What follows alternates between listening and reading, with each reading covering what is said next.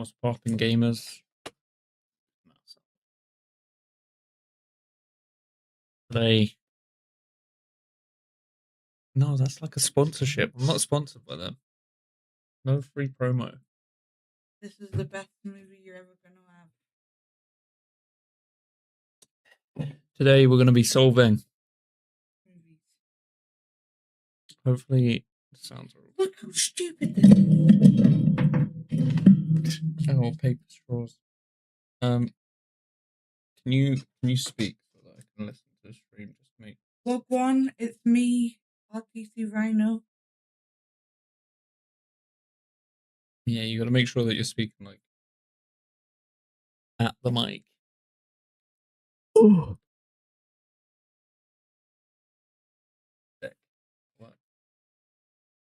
All right. Do you want to crack the file? You want to crack it?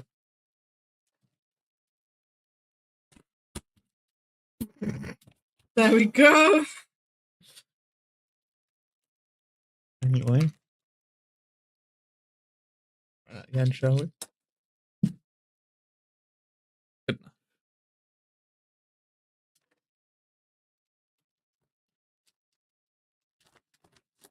Bang.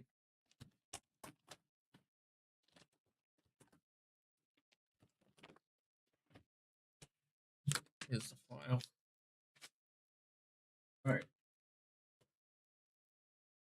Murder in medieval. Should I just leave that in like the top right there? So that people know what we're trying to solve. A murder. Woo.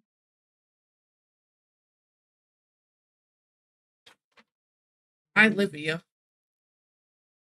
If you want to come and say hi to me, you can come drop by my house. Seeing if there's like a record of stuff. Is it on the file? It's usually on the back of here, isn't it? Oh no. Oh. Got it. Right. I'll read it out. Hey team, Gazelle here. I know a big scary letter from the head archaeologist. Don't worry, I'm not angry with anyone. I've been very proud of the work we're doing at the Cherwell. Don't worry. Over. You want me to start over? Because I burped in the middle of you. Hey team, Giselle here. And stop doing that. Hey team, Giselle here. I know a big scary letter from the head archaeologist. Don't worry, I'm not angry with anyone.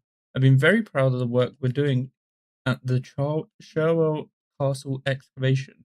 You're all top-tier academics and deserve recognition for your dedication. I'm hoping to keep digging until we know every little detail about the castle.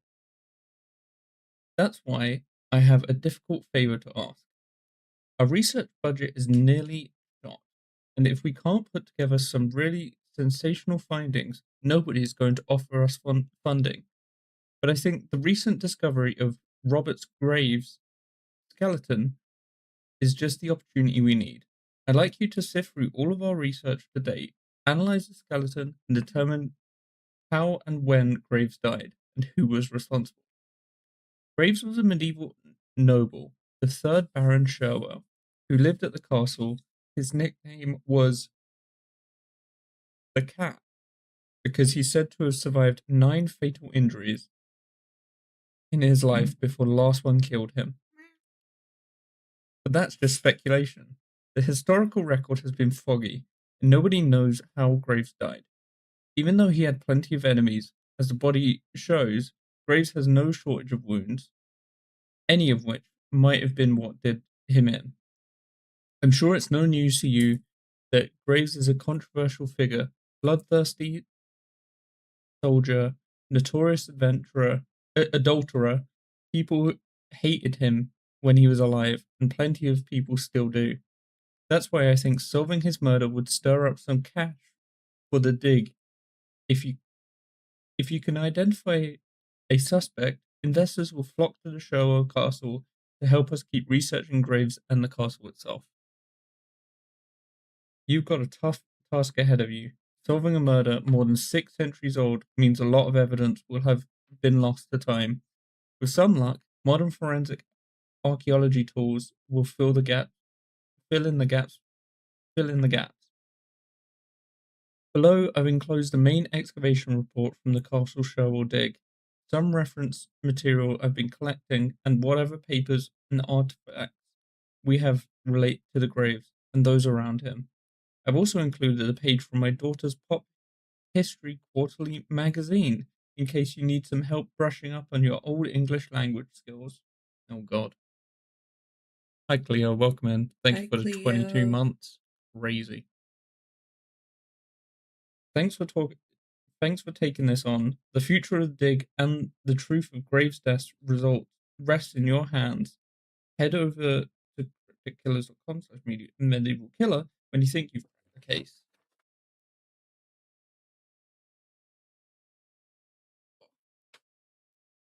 Yes, some evidence is digital only. You can browse these. You can browse through it via my email at UOSE. Yeah, I think so. Can't honestly remember the password, so you might need to use the alternate login method available on the site. Please check through the following list before you make a start on the case file and download anything that might be missing. Right, you wanna?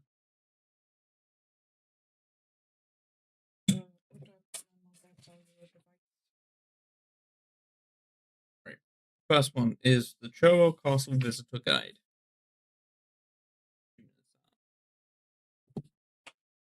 UOSE Excavation Report. Historical Recreation Map.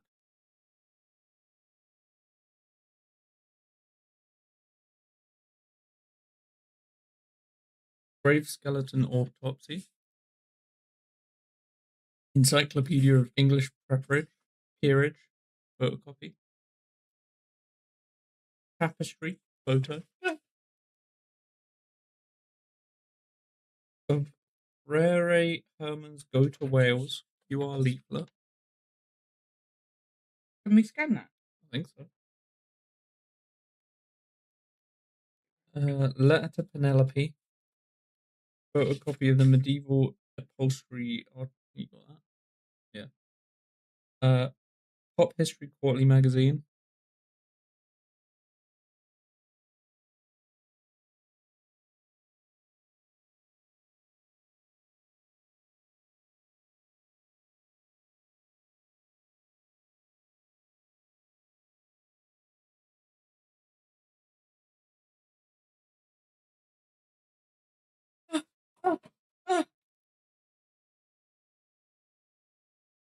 Is it not just?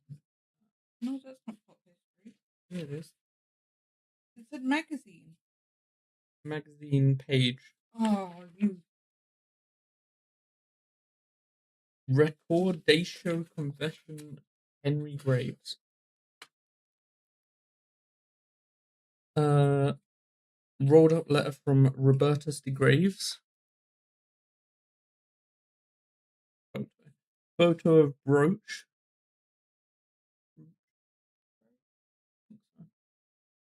Photo of bow.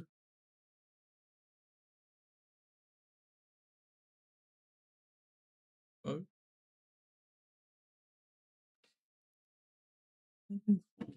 No, I caught it before it did. What bow? Of a bow, I guess. Photograph of the Sherwell plaque. That's that. Black. Maybe this is the bow. Might be.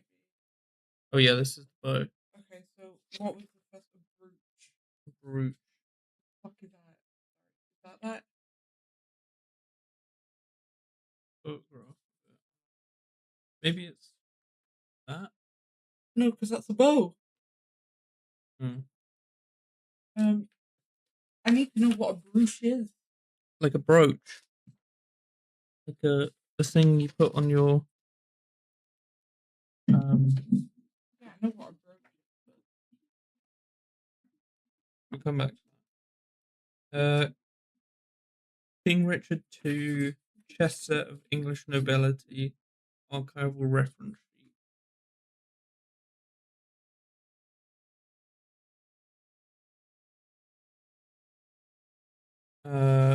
Clipping from Upper Thames Herald.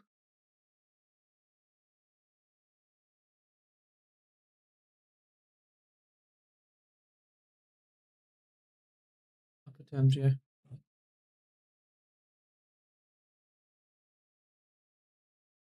Academic excerpt by Gerald Mackintosh. Report of UOSE Paleo DNA Lab.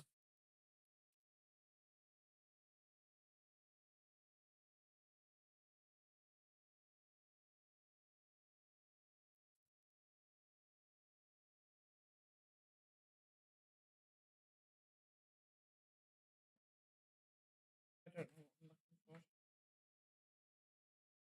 for. Paleo DNA Lab.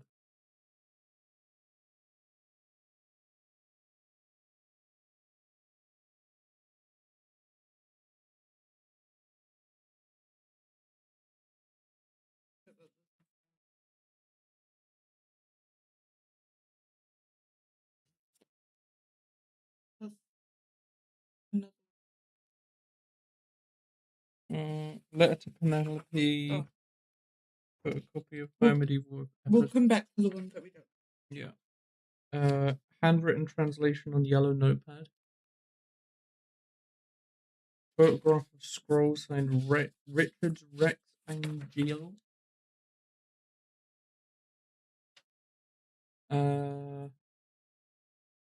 Medieval diary pages beginning Father was pleasant.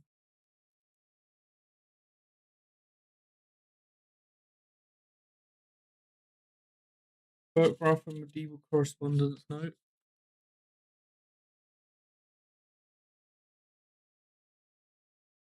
Medieval Yeah. correspondence, yeah. Tournament bracket tapestry photo. That one. So that is. Oh.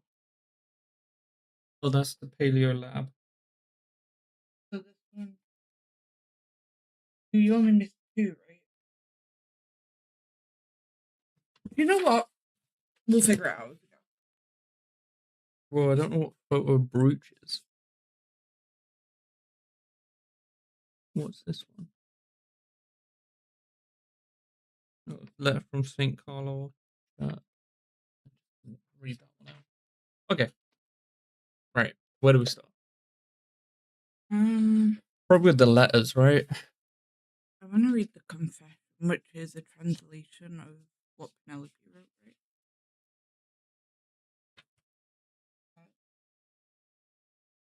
That confession Forgive me. should not be. Oh no. July 1381.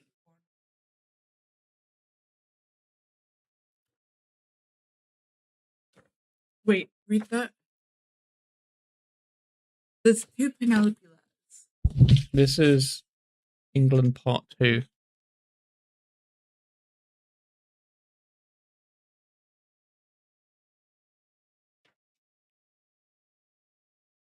Translate. Wait, what's the...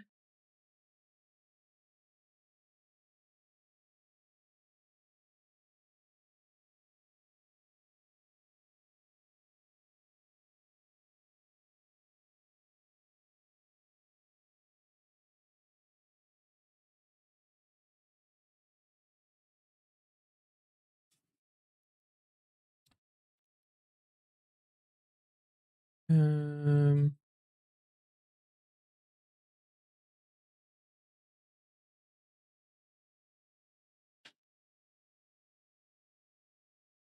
so confused. Just trying to look for everything again. Yeah. Oh, there's the brooch.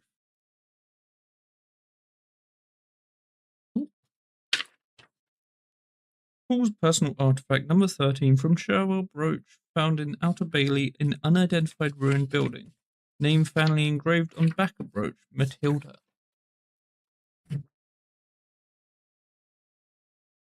I think maybe we should start with the knowledge of Oh wait, is it this? what's that? The confession. Confession of It's in a different language. maybe, yeah. Um, we should use the iPad for taking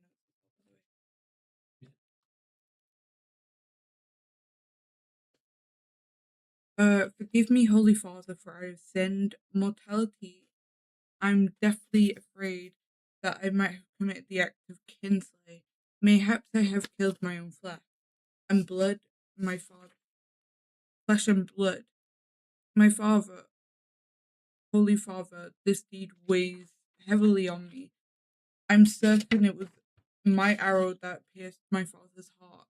Now he lays in his bed, gasping for breath, as the servants treat his wound. But I feel he will not survive. I am ready to dedicate my life to God as penance for this heinous sin. I will remain by my father's side until God takes him.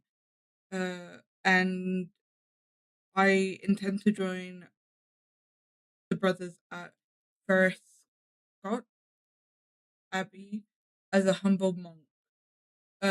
Perhaps God will be merciful and forgive me this sin of mine. What was her name? There's no name on it. Oh. Oh, confession. It says at the bottom. Confession. I don't know. Thomas and I had been begging him to stage a hunt ever since winter. Today saw the sun beaming down, even though there was a chill. A chill, so father finally relented and agreed to go out. So Lambert hoped to join us. So Lambert hoped to join us later, but I had something to discuss with Matilda's serving girl first. The three of us set out just after dawn and began walking through the woods east of the castle. It was not yet midday when we heard rustling ahead, and Thomas called out that it was a deer. Suddenly, father rushed ahead, making enough noise to wake the dead. Thomas and I lost sight of him among the trees and followed the sound of his running north towards the edge of the north of the castle. It was there I saw the deer and quickly loosened an arrow straight out of loose. Oh, loose? Yeah, loose. An arrow straight at it, with Thomas following suit. The deer leaped away and my arrow carried on into the woods. I heard a terrible scream like a wounded dog and led Thomas towards the scream. There was father on the ground, near where my arrow had flown, and an arrow was stuck in his heart. Due to the morning chill, father had demanded Thomas give him, and then it cuts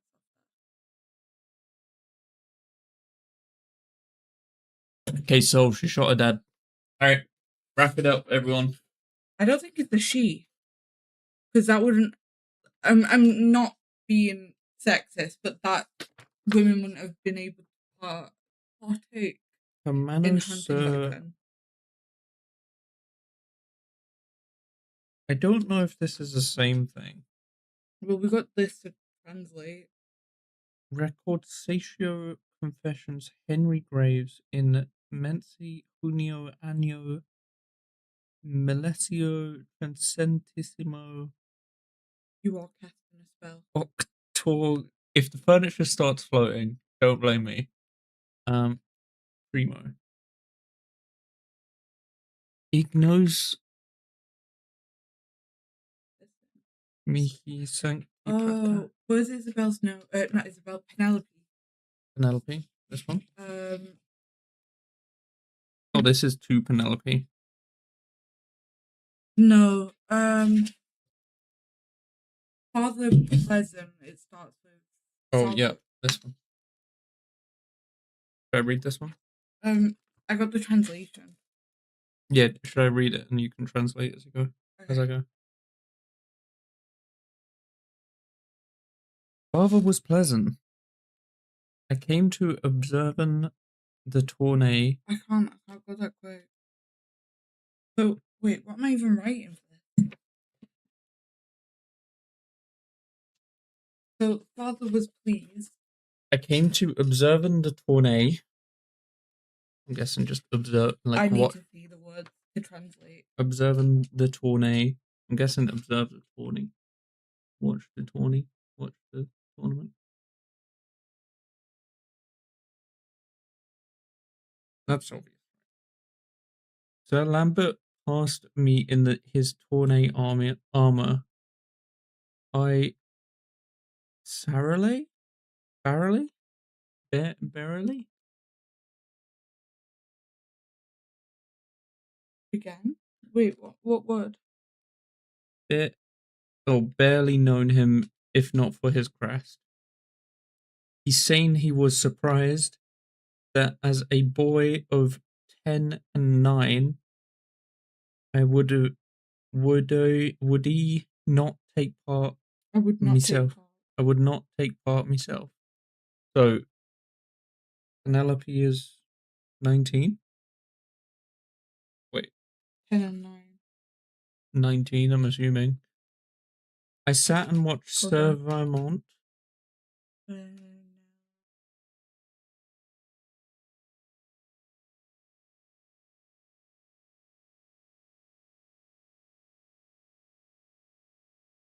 I watched Sir Vermont joust.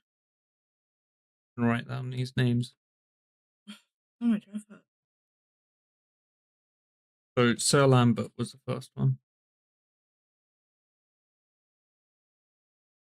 That's my mom's favorite cigarette brand.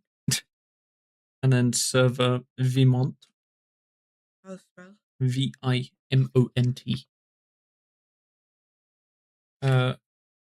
I sat and watched Sir Vimont joust. A girl sitting aside me seemed smitten with his opponent. A knight bearing a painted sun. Bearing. A what? A painted sun. So, Painted. where's that tournament bracket thing? I do not know. Yeah. I feel like we should have brought the table in for this. The painted sun is that one. So the Finnish Finnish flag is Sir Vemont. You want to write that down?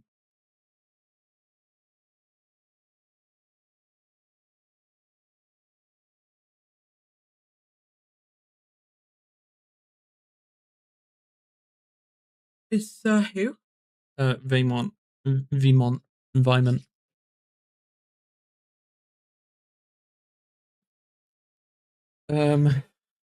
After the Sun Knight were unhorsed, she did become sullen and quiet. Then I did go to find and meet Mete. Is that on there? Food. So I went to find food. I passed Baron Danbay, drinking with Sir Turgot in a tent. How do I spell both of those? Baron. Oh. Bathroom. Close enough. B-A-R. Baron. Yeah. Danbei.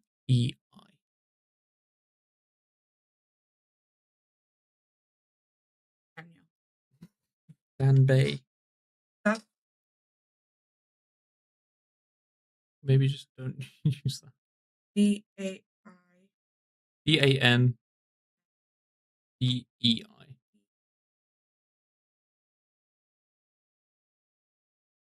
Danbei. Drinking with Sir Turgot.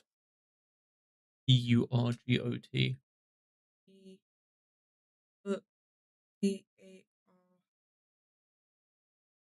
Got. Uh, both men were enraging that they did lost their first bouts. So Sir Turgot and and Baron Dambay both lost. Rain is region. We're in Rain. Oh no, it's not that one. Ragged. I'm assuming that just means rage. Yeah. When So who both of these two are? yeah. They Losers. um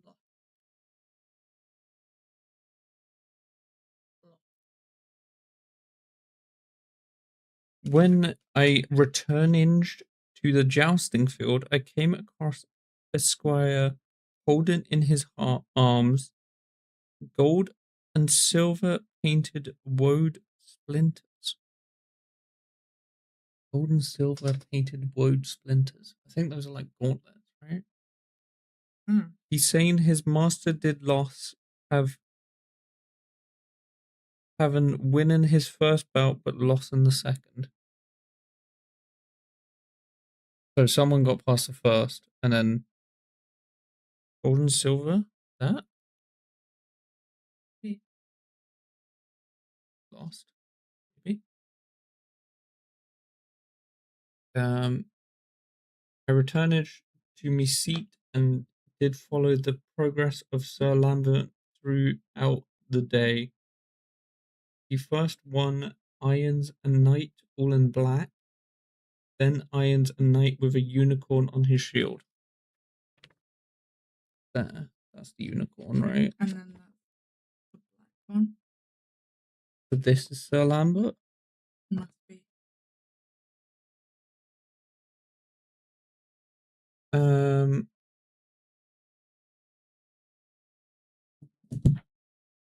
they also did follow Sir Bowles with his golden eagle. Golden eagle. That one. But he did lost to his father. You want to put Sir Bowles' golden eagle? Oh, we don't have them down. No. So how do I spell that? Bowles. Golden eagle. Yeah.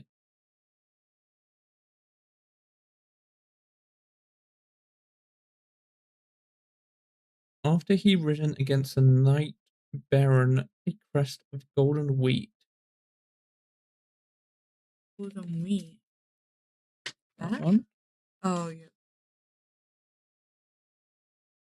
Or is it that one? No, that's right. Father did retreat to his tent. I believe his short breath from his near drowning did trouble him, though that accident were 10 years past.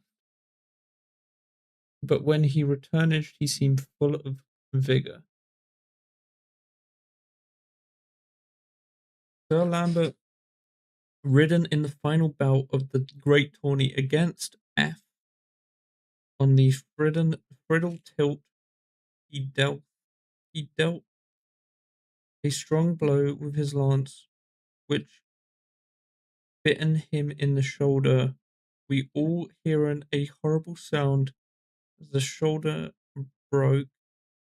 Some in the audience whispering they thought he was killed by the blow.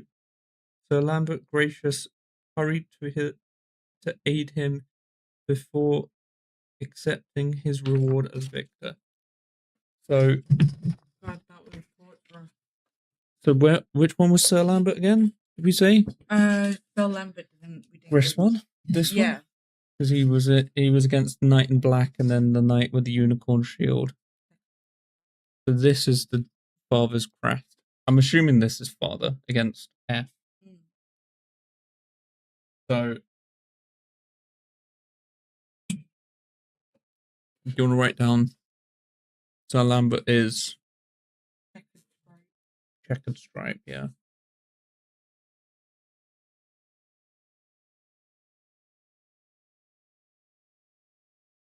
And then whose father is this? Penelope?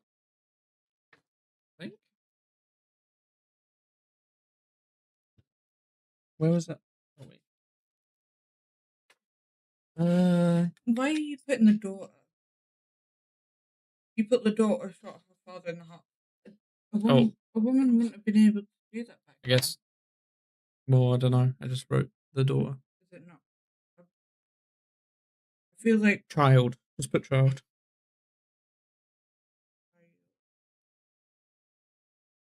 Letter to Penelope. Wait, no.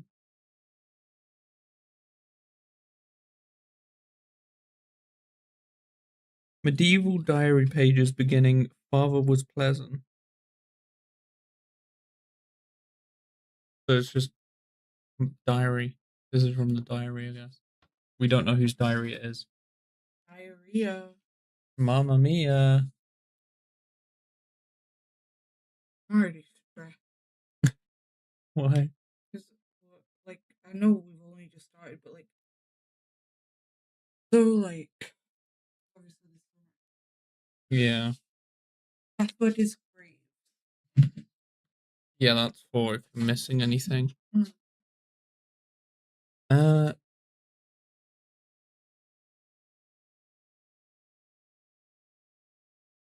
I'll read this one. Oh, wait. Family crest. Whose crest is that? Robert the Great, Robertus the Great, a servant. Does that look like? Does that look like that to you? No, Really? it looks more like that.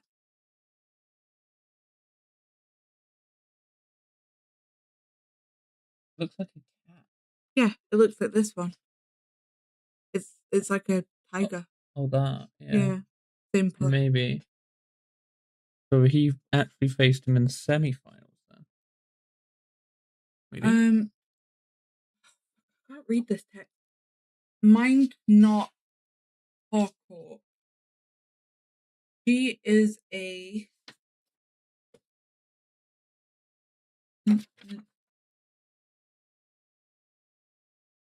she is a what? He is a little man. Oh, he is a lit. I thought it said like little man with an over-eager instinct for justice. He's convincing Thomas is a fraud. And wait, we need the translation list. Oh, yep. Okay, so parkour is that on there? H? No. No. Uh, Lifli.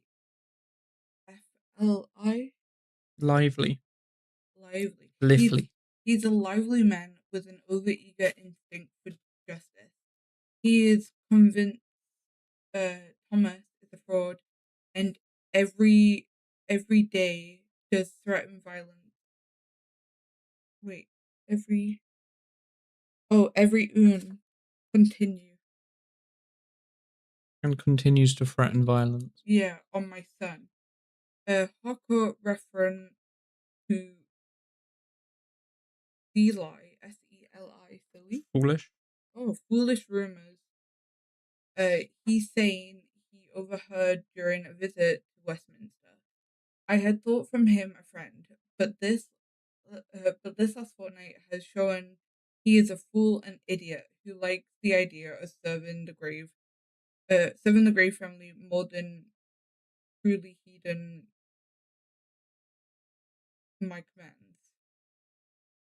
Hmm? Anything? I don't know. And Matilda, thinking that as she become my lover to move upwards in the world, that has given her privilege to voice a wit in me affairs, an opinion in my affairs. Hmm. These things that have befell give me new haste. Should should it please your highness, I would legitimize Thomas of Devonor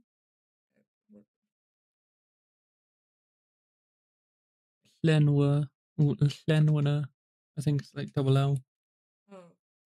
So all may know him as my flesh and blood. Then he came to us eerily this year. I have known he is men. Am I in? No. No. Let me, Villa household, not tell you otherwise. Wash away the stain of bastardy. My singe? Singe? Something INGE? Hinge. Hinge? So me son will at last become in his new home. Signed your devout servant, Robertus de Grave. That's the victim, right? I don't know. Pretty sure that was the victim. So this is the dead man. Yeah. Aye. And his lover is Matilda. Okay, so victim. I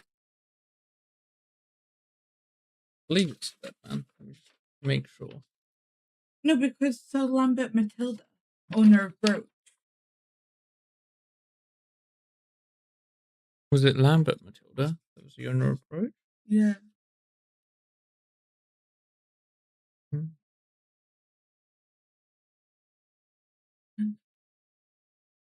Um, The butler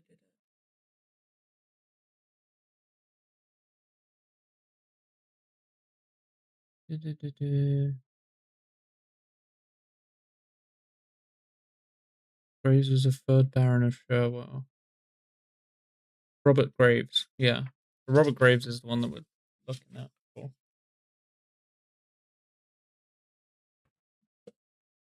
Free Herman brought to life. Scan that QR code on the back. I'll do that with my phone because it's just. Yeah.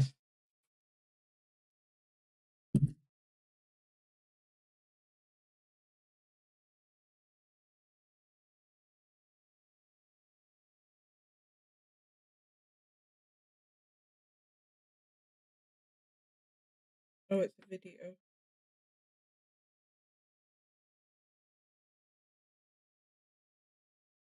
Free Hermans go to Wales. Huh. The song? It was Listen to it. 1308.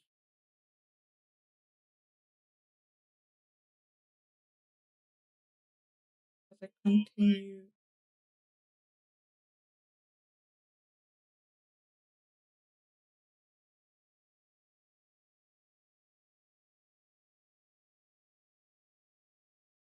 I'm gonna put it on the mic.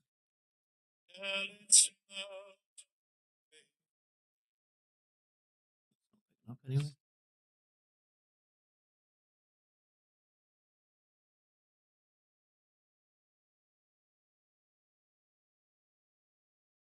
Hello.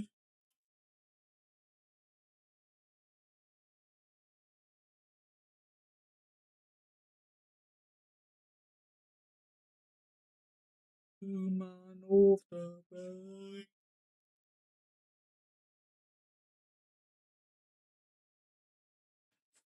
Among Us.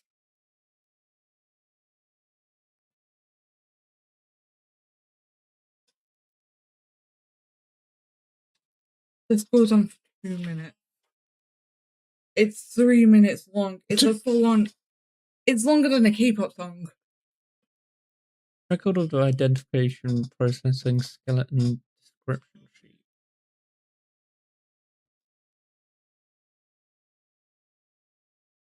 Robert Graves, Sherwood Castle. Shoulder wound damage to the clavicle and scapular blunt force. That was from the joust.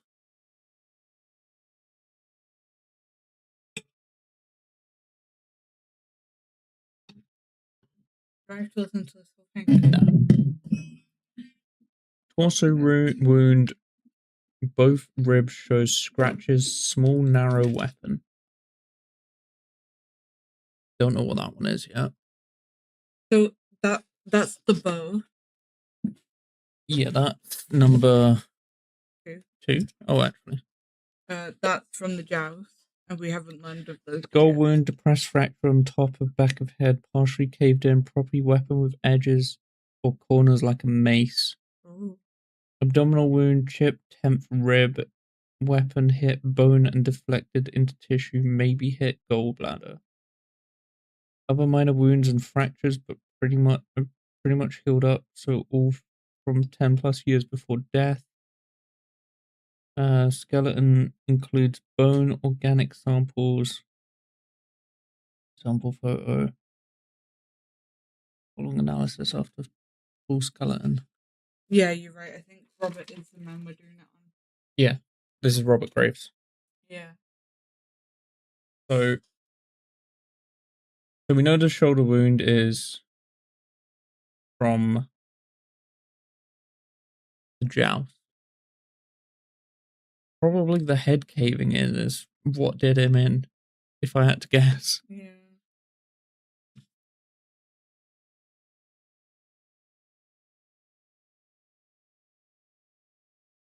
Let's show our castle. Just an actual place. I don't know. Probably based off of somewhere.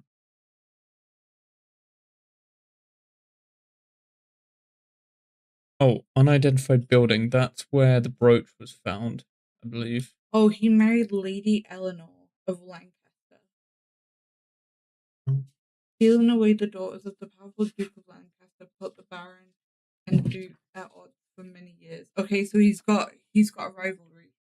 With The Duke of Lancaster. You want to write that down? Oh, well, I'm reading. Write it down. Oh, sorry. Settling down in ancestral seat of Castle Shawwell led Graves to grow increasingly bored. He was known to vent any frustration by beating and killing peasants in raids upon his own countryside. Common folk purportedly prayed for Graves' death in their nightly prayers. So he was a bad man. Bad man.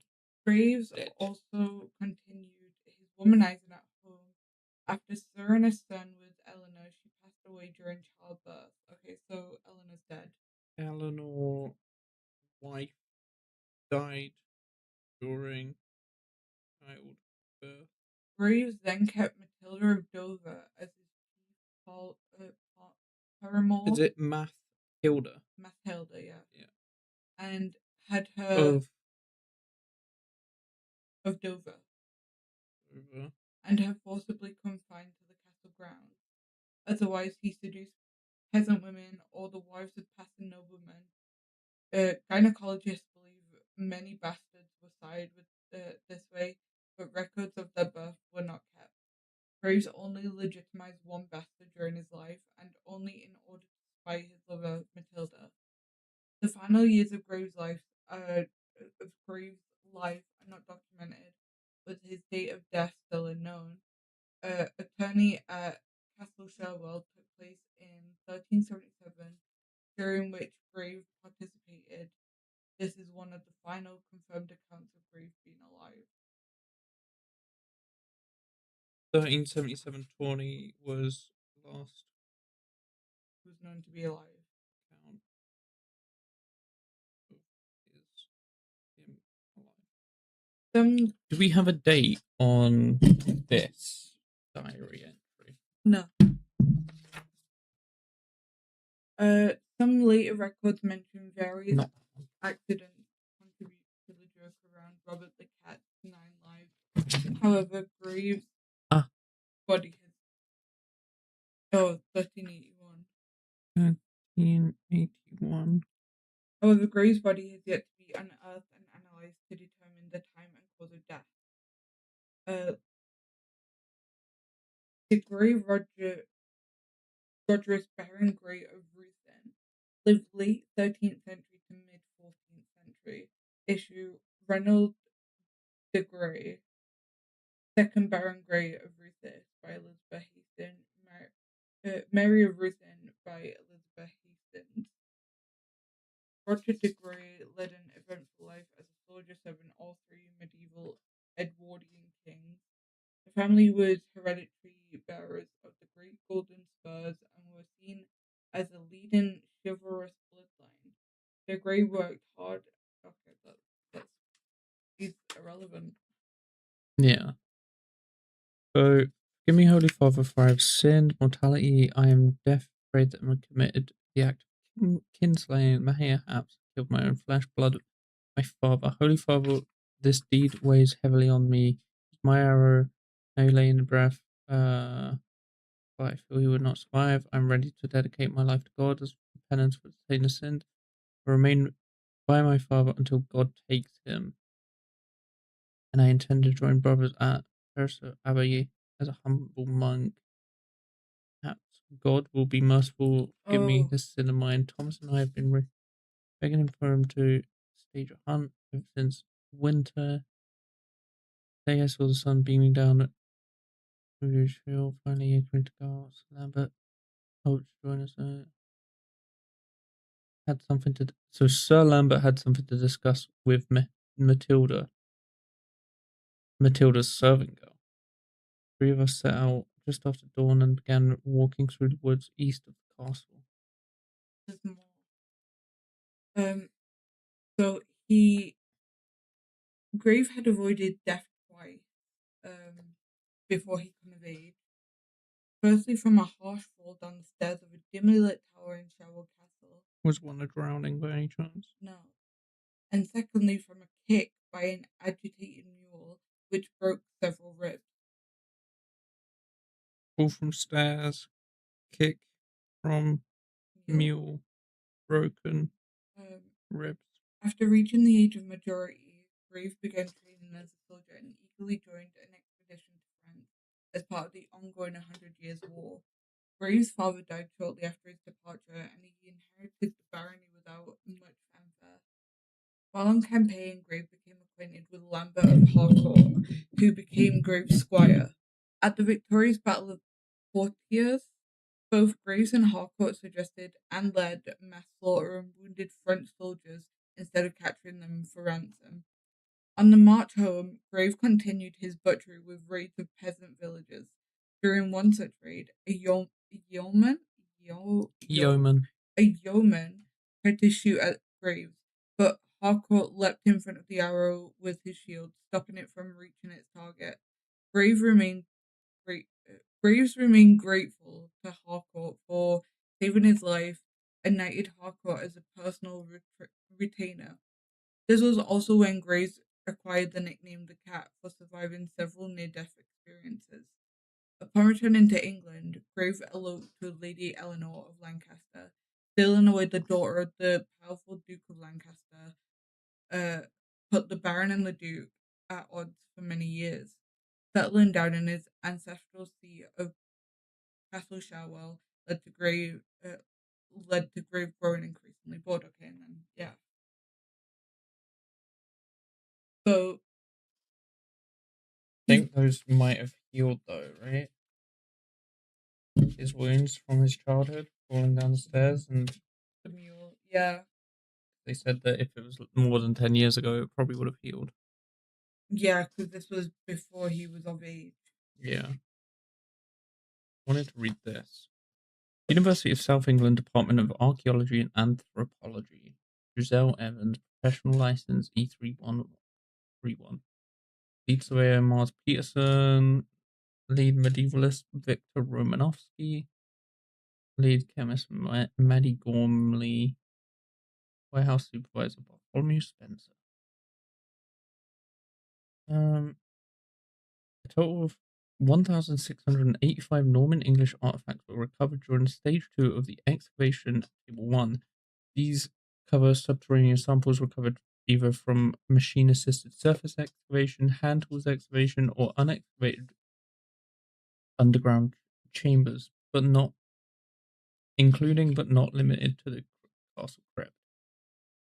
Blah, blah, blah, blah. We don't care what it is. Kitchen food consumption storage. The majority of architectural class are stone walls that remain standing today. Stone is primarily limestone, thought to have been quarried locally during construction. Food subclass: fish remains identified as Anguilla anguilla, European eel, and Salmo trutta, brown trout. Avian remains identified as Gallus gallus, domestic chicken. Food subclass: Mammalia remain as cattle, domestic sheep, wild boar, and roe deer. Uh, Brown rat, dog, and human. Human remains are skeletal artifacts recovered from the overgrown underground castle crypt. Their tombs long decayed, leaving only bones in the ground. Early testing has identified partially complete skeletons belonging to 5 individuals if the crypt's inscriptions are correct. These individuals are Lord Chester Ballamore, Robert Graves, 3rd Baron Sherwell, uh, Thomas Graves, Euphemia Graves, 7th Baroness Sherwell, Sir Lambert Harcourt. Wait, so who are these? Oh, this is Sir Lambert of Harcourt. Yeah. So these are the 5 graves found on the property. These are the 5 graves. So it's Hester. Guy got murdered. His son, Euphemia Graves, 7th Baroness, and Sir Lambert of Harcourt. Household accessories comprise of wood shards thought to be from benches and tables. Wood is primarily English oak, though some imported Dutch elm furnishings seem to be present. Contact has been made with colleagues at the University of Oost Zoutbridge in the Netherlands to follow up. Lighting devices are components of primarily ceramic, wood, and metal candlesticks holders. One significant artifact seems fully intact standing floor candelabra recovered from the probable chapel. Candelabra. Candelabra. Is that the Candlestick, but with multiple. What's he called? Lumiere. Yeah. Yeah. Ceramics were cleaned and sorted by similar color and thickness. Stage 3 ILE of the excavation includes plans to begin reassembly where possible. The majority of ceramics were found in the area of the site thought to have contained kitchens and food storage. Several notable samples were sent for chemical testing to determine historical context. The remainder of samples spread between probable feast hall, brewery, beer cellar, and wine cellar. Many fragments of vessels are thought to be used for storage or serving. I know it's probably not, but right now my main suspect is Duke of Lancaster. Lambert. No, Lancaster. Oh, is that someone else? It's Eleanor's dad. Or yeah, because he stole Eleanor away from her dad, and so that put them at odds for many years. Hmm. Some notable artifacts include a surprisingly well-preserved wooden bowl recovered from the crypt. The cool, dry atmosphere may account for its preservation. A decorative brooch, various gold coins bearing the profile of King Edward III, Henry VII, and Charles I. Bent and blunted iron practice sword may be the one that's supposedly used to stab Graves by a disgruntled squire in 1370. Wait, so do you know the entry we read? The entry we that's so hard to say. That entry we read. The entry we read. How's it not that one when it literally says he when he got shot in the heart? How's it not that one when he said he was lying on his deathbed? Are we trying to figure out who that is? Because is it not the son? It might be the son or the stepson. So, or half son. Why are we figuring this all out? Like, surely that's we don't know who this is. No, this no, isn't... not that one. We don't know who. Oh, okay. Oh, who this wrote one. this? Okay. Oh yeah, because there was no note, so we need to find something from. So it's probably Thomas. But it could also be that his arrow didn't hit. And it was just weirdly timed. Yeah. Findings from stage 2 are consistent with a site continuously occupied between the High Middle Ages and the 18th century. No inconsistent outliers were excavated that might indicate anyone other than the Anglo-Norman and later English peoples occupied Sherwood Castle. So my opinion as a team lead that the excavation should progress to stage 3 means of the top of soil, meaning further manpower should be allocated to documenting and testing recovered artifacts. History team should be should be assembled to collate historic documents related to Sherwood Castle and the excavation. Initial findings have been promising, with the potential for further artifacts to be uncovered. Funding requests are pending. Should I log into the email? I was thinking that we should probably do that. So Do we do that on here? No, just do it on my phone because we need that for the notes. Hmm. What's the website? Cool. What does this say on the back of that? Wander the halls and courtyards of your medieval and. Oh, that's kind of sick. I wonder if this is a real place. Probably based off of like a castle in southeast, because obviously you got Dover and stuff like that. Here's another note that we haven't read yet. Okay. Oh, it is an actual place. uose.co.uk. Wait, hold on. uose.co.uk. I just felt a little wind on my foot. Email. Evan EVAN SG5 Sorry, SG5 at uose.co.uk.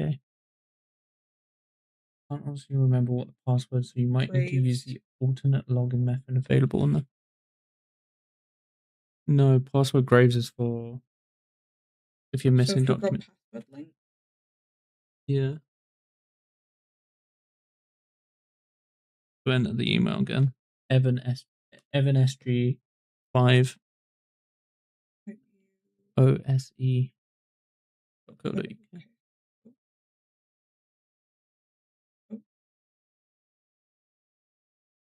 What is your middle name? Evan S. That's probably in like news article, isn't it? What's the other questions? Excavation license number. I saw that. That was on the. Wait, that's this photo, isn't it? Yeah.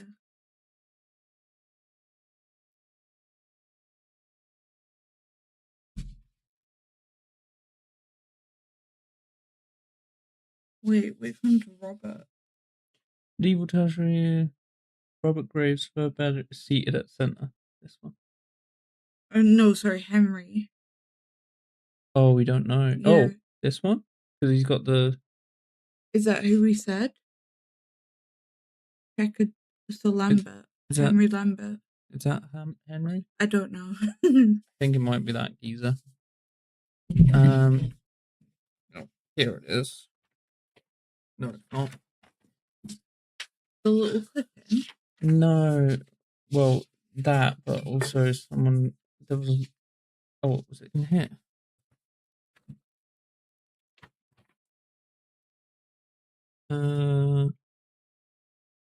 Giselle Evans, E3131.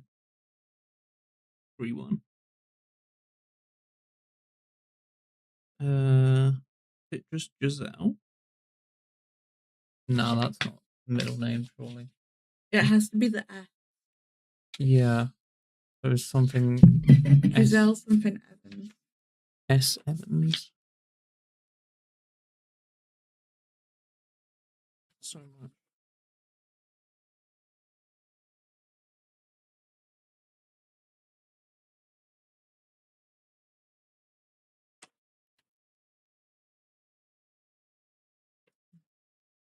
Looking for the newspaper clipping. Have you seen that? No. Oh. Happy Saturday, Happy Saturday, dear readers. This week I happened across a book in the Middle English Poetry in Kettlebridge Road Library. After flipping through the pages, two stanzas stuck out to me. Who knew medieval minstrels were fond of ghost stories? Pay attention to the patterns of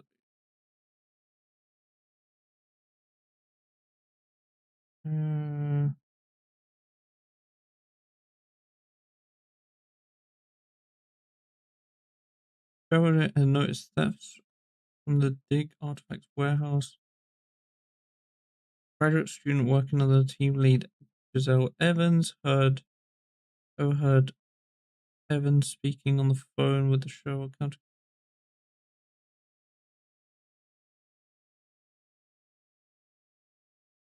I need to find Evans' middle name.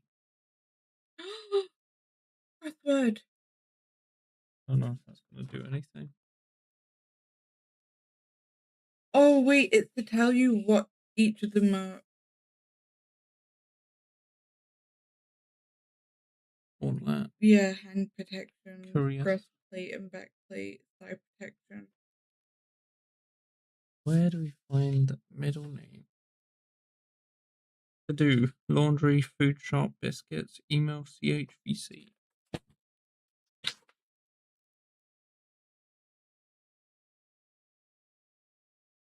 You want to try Giselle?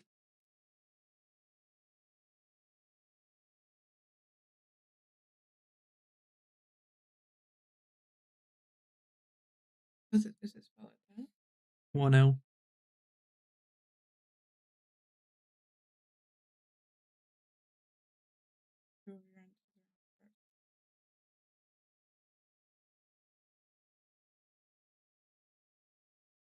Okay, that's Henry. Okay, so how do we find Giselle's middle name? I haven't seen it anywhere, have you? No.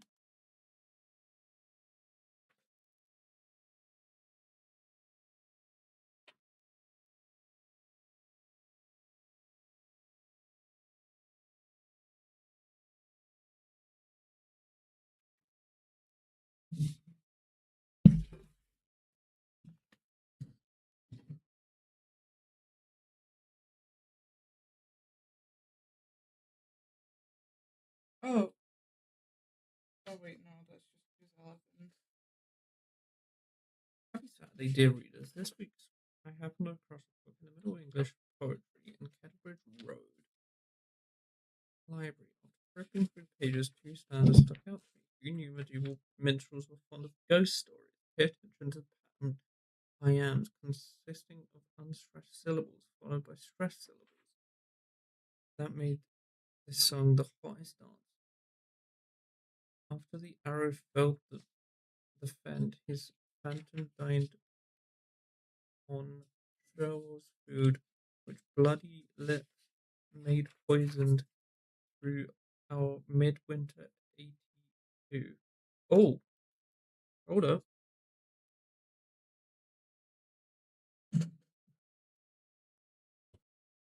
After the arrow felled the fend,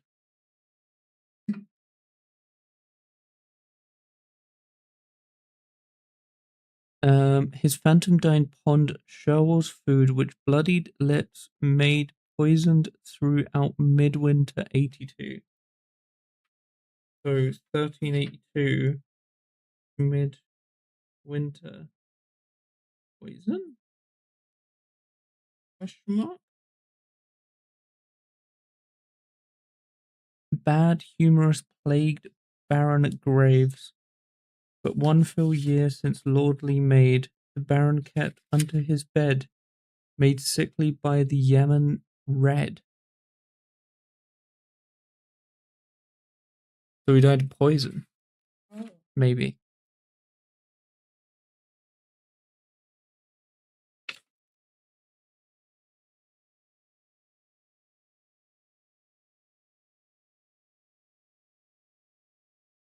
Oh. Oh, that's useful, isn't it?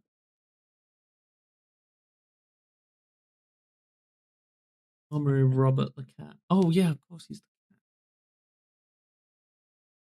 Sir Lambert, yeah. That's Sir Lambert of Harcourt. So this one's Henry. No, that's Henry. Is it? Arms of Henry Grey. No, don't. You didn't see it, it's fine. Arms of Worcester Ballymote? Thomas. Oh, Should wait, we it could match have. that up to That one. yeah.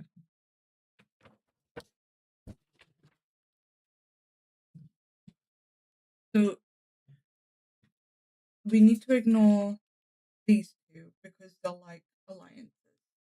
So this one is Lambert, Lambert of Harcourt. who faced off against the Black Knight. Like, And it's the like unicorn. black with a yellow stripe and two arrows. No. A castle. Oh, we got that flag, maybe? No, it's different. This one's Yeah, it's diagonal. it's Castle. castle with blue. Sorry, green and yellow. No. Like pheasant or something. Bird. Like a bird. And it's on a red background. No. And a blue dog with a yellow stripe. There's a yellow stripe, but That's for. is that Robert though? Doesn't look like Robert. It Doesn't look like a cat. It looks like a lion. I don't know. But I think it's no. Cats drawn differently in several different things. Yeah. Yeah, I tried to pin this for. What haven't we read? There was a note. This one. Penelope, how long since last saw you? I with try to visit soon. I had shapen that today I might ask Sir Lambert if he with plead with the 25 Aaron on me Bibala to allow a short absence to see you. 25 he never coming to our meeting. Okay.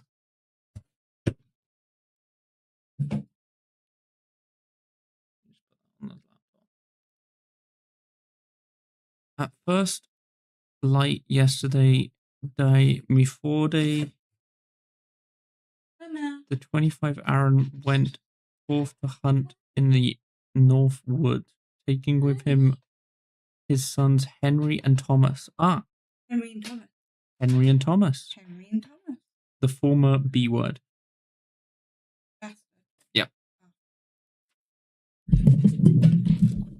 So Henry's the bastard.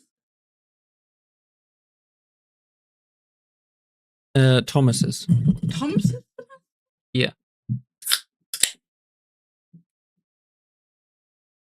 As the morning wore on and the sun climbed high, I was near knocking down by Sir Lambert. Huh?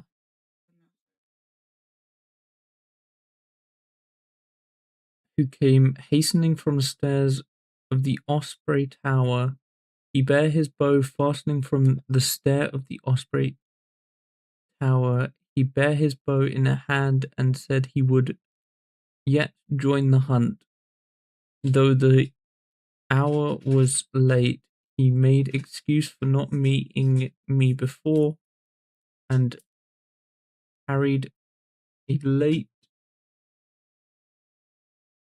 a short while in speech. Yet did he not depart far. Soon after there arose great clamour. Henry and Thomas returned in despair despair, bearing their father sore wounded with an arrow through his back heart. Henry cried out and ran in despair, while Thomas lifting the 25 Baron to the bedchamber. Sir Lambert came close behind, his face turning white as snow, where he. So it was Lambert that shot him.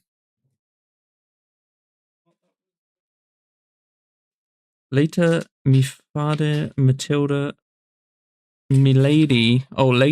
Matilda tasked me to bandage the wound of the Baron as she and Thomas sitting at his bedside, but a friar who remaining at the castle chased me off with while cringe out that I am a witch. I thought I saw a vile Thomas make a face as if it was to say he was pleased I could not inspect the wound. In my heart, I believed that treacherous his father to feed his ambition. All he cares for is gold and his something. If he should ever lead Sherwell Castle, I am certain he will season the jewels of me lady and send her out to fend for herself. Even as I write the words, I seethe with anger. I would readily poison Thomas and the rest of the household if he trying to bring harm to milady. If the castle is disturbing, I hope this matter will resolve itself and I can visit with you before the summer is finishing, dear Penelope. So that was a law drop. So, I couldn't understand most of that, I'm not gonna lie, but I'm trying to figure out a fucking name. So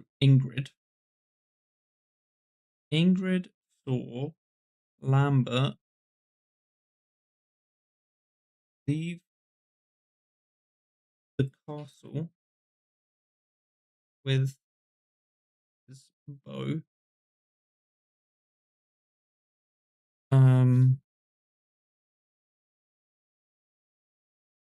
Claiming to join Hunt. Thomas thinks he shot his dad, but could be Lambert. I think.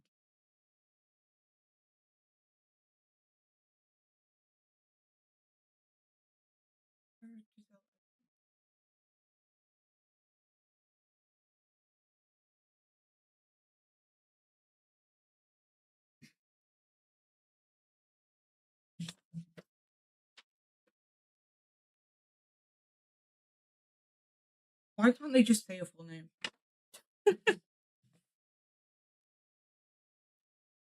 John of Gaunt has beginneth his plan.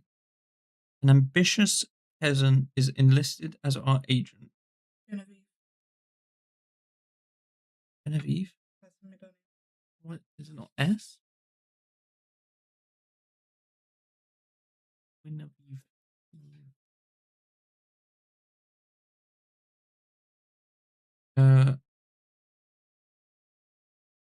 They will visit Sherwell as an impostor to unleaten the family. The Duke is most pleased as the chance to be revenging on his enemy. King Edward Museum. I don't know why. I was expecting to open the email and see something from like 1381. Here's hoping. Email it from Jonathan. Hi Giselle, hope the day's going alright. I got your message, Ari, that indulgence from the Archbishop of Canterbury. As you guessed, most of it is the boilerplate cleric junk, complete forgiveness for sins committed, penance assigned, etc. But there was one section that jumped out to me. You were right again. There was something odd. Here's the interesting bit. A bunch of language, which I translated to mean God has seen Brother Henry surrender. Wait. Don't continue. I know the letter that they're on about. It's that one in like complete nonsense. Here, this one. Wait. Deus videret requiem. Deus. Can you see that? Is that this one?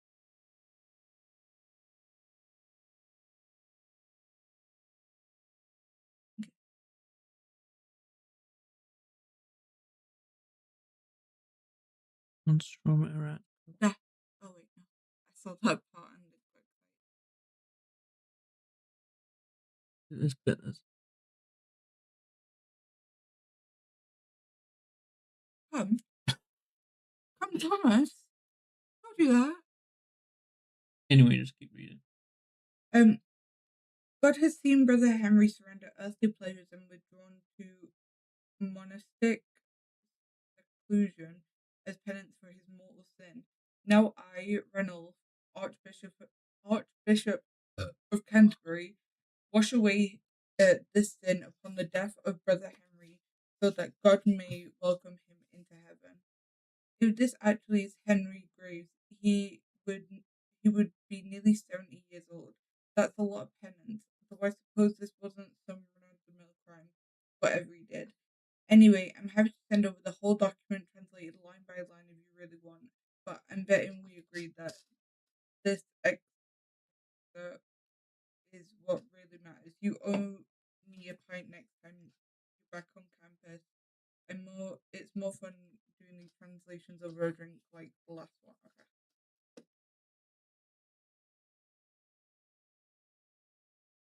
He didn't send over the translated one. No.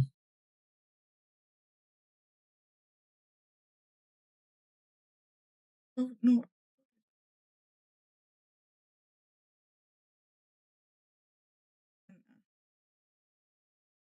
He never sent over the little liar. Thank you for choosing the University of England Paleo DNA lab for your testing needs. Your complete lab report is attached to this email. Looking forward to working with you.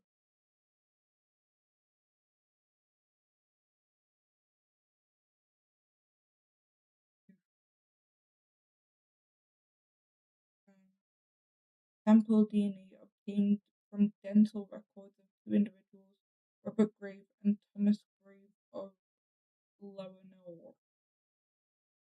First molar central in the Insider. recovered DNA then compared to test paternity.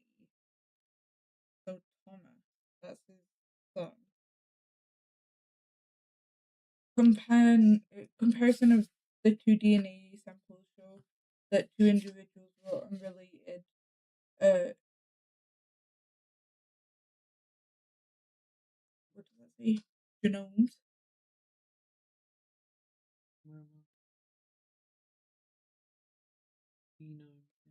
were dissimilar in several key places. In this something, Robert Graves and Thomas of something were no more related than any two individuals in this era. So they weren't actual blood relatives. No. But he took in him as his son. Bastard.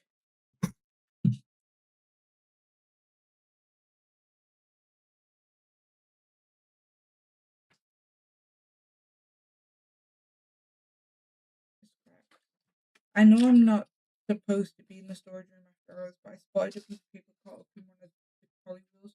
Not sure what it belongs to or if it even related to the dig, but I figured I ought to check with you. Photo attached. Rest of this letter. Oh, right. So Thomas Thomas give him. father go from and an arrow was stuck in his heart. Due to the morning chill, father had demanded Thomas uh give him brother's prize brigand form. As Thomas and I rushed to father's side, he still wore the armor, which made it difficult to tell how much he was bleeding against the red cloth. Together, Thomas and I returned him to the castle with some difficulty. Once I had composed myself, came straight to you, Friar Herman, to take confession. Please, Holy Father, tell me, can I ever at one for what? Can I ever atone for what I have done? So this was Henry that shot. Yeah, and he regretted it. Like it was a pure accident. Yeah, but it also couldn't. It also might not have been him because um of this. Nope. Oh, 3D render the castle. I don't know how relevant it is, but it's cool. Well, it's probably needed because there's so many different maps of the castle, Yeah. so it's probably important. Have you read all of this? No, I skimmed through it to try and find Giselle's name, but you can read it.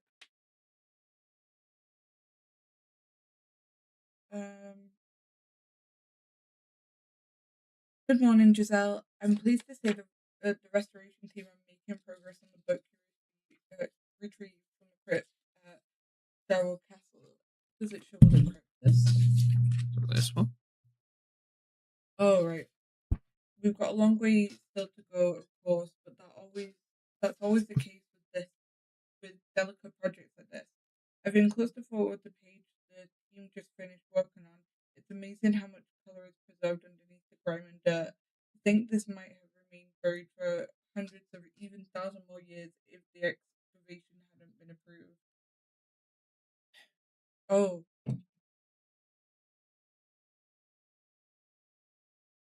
for unhorsing his opponent in the third hill. Yeah, that's the translation.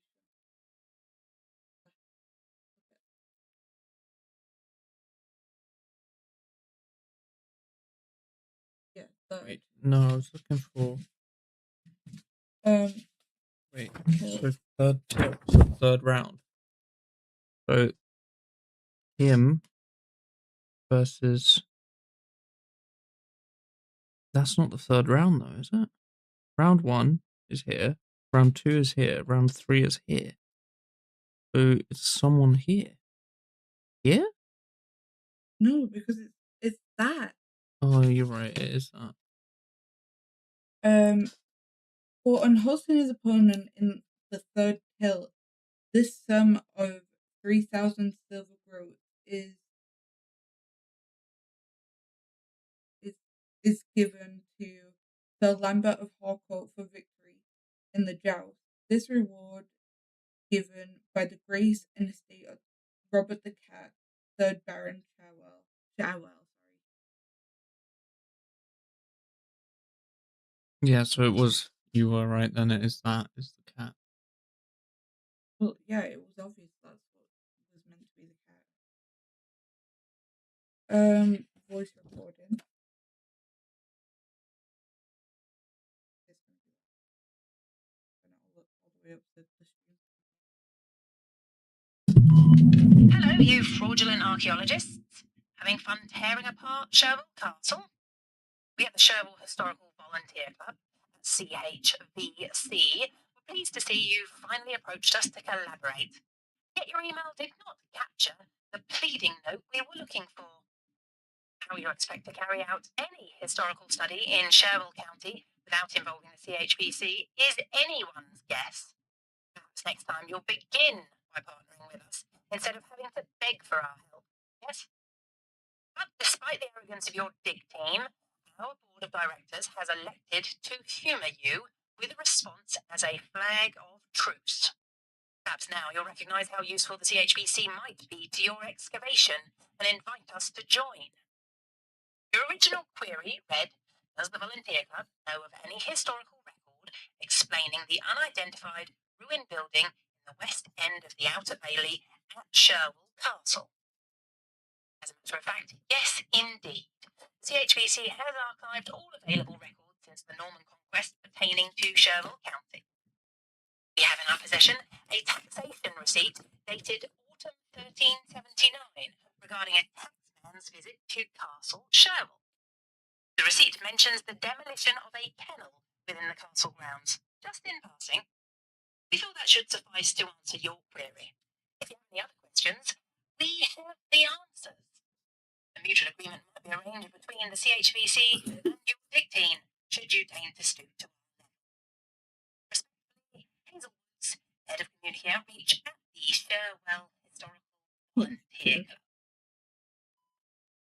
God, she sounded like the nerd emoji. Actually, Okay, there's one more. Good day, Miss Evans. We got some good news regarding the theft report you submitted related to missing items from your archaeological excavation at Sherwell Castle. Our officers have managed to locate an amateur online sale of one artifact you reported, a set of medieval armor. I've attached a screenshot of the sale if you can kindly confirm this matches your missing artifact. The WeBuy site does not publicize the location of their sellers. However, our cybercrime unit is attempting to track down the IP address from which the post was made. I'm confident we will recover this set of armor within a week's time and apprehend your thief. Glad we could help with your unfortunate circumstance. We'll excuse me. We'll contact you when there are any new developments in the case. Oh, it's Thingy's armor. Bird in it. The Birdman. Yeah, his. Who's he? It said it in the leaflet. Oh.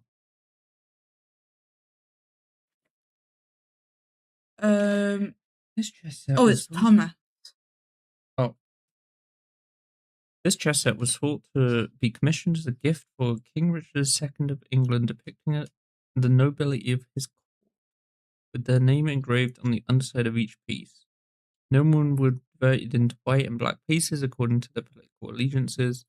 A real-life chess game between the two sides would play out just over a decade after its creation during Richard's disposition Walrus Ivory, 1384.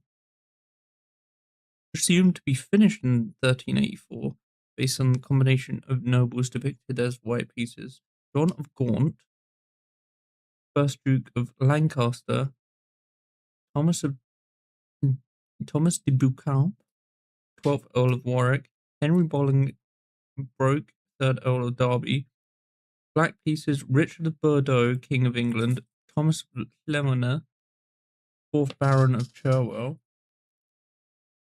Thomas Lemoner was the 4th Baron of Cherwell. Oh, that's right after him. Yeah. February 1980 purchase, March 1980 to July 2015, displayed in Medieval Collection. July 2015, sent to reservation. September 2015, returned to storage. January 2016 to September 28, displayed in Medieval Collection. Pass me that scroll. We haven't really looked at that yet. I think you read that, didn't you? No, not that. Richard II, King of England, Lord of Wales and Ireland, by the grace of God, the Secretary Thomas of Leonor, the real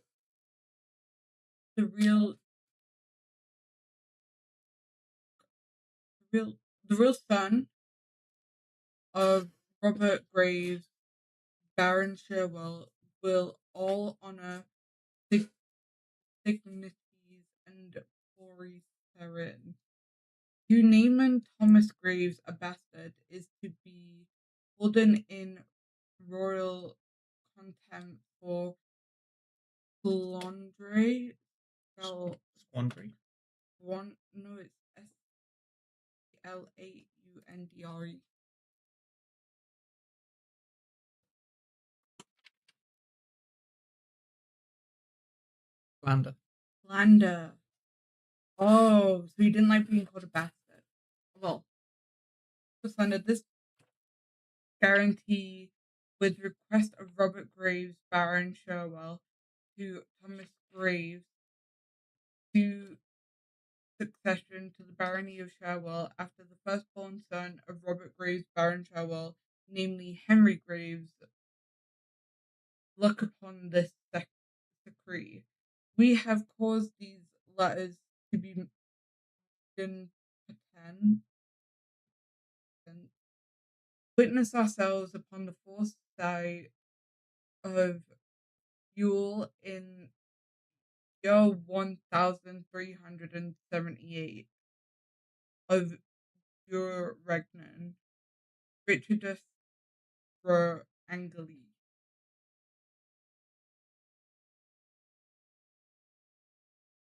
Force majeure. Many occurrences in medieval Europe were attributed to force majeure or an act of God. The use of force majeure to interpret the unknown may seem logical to modern observers in specific applications.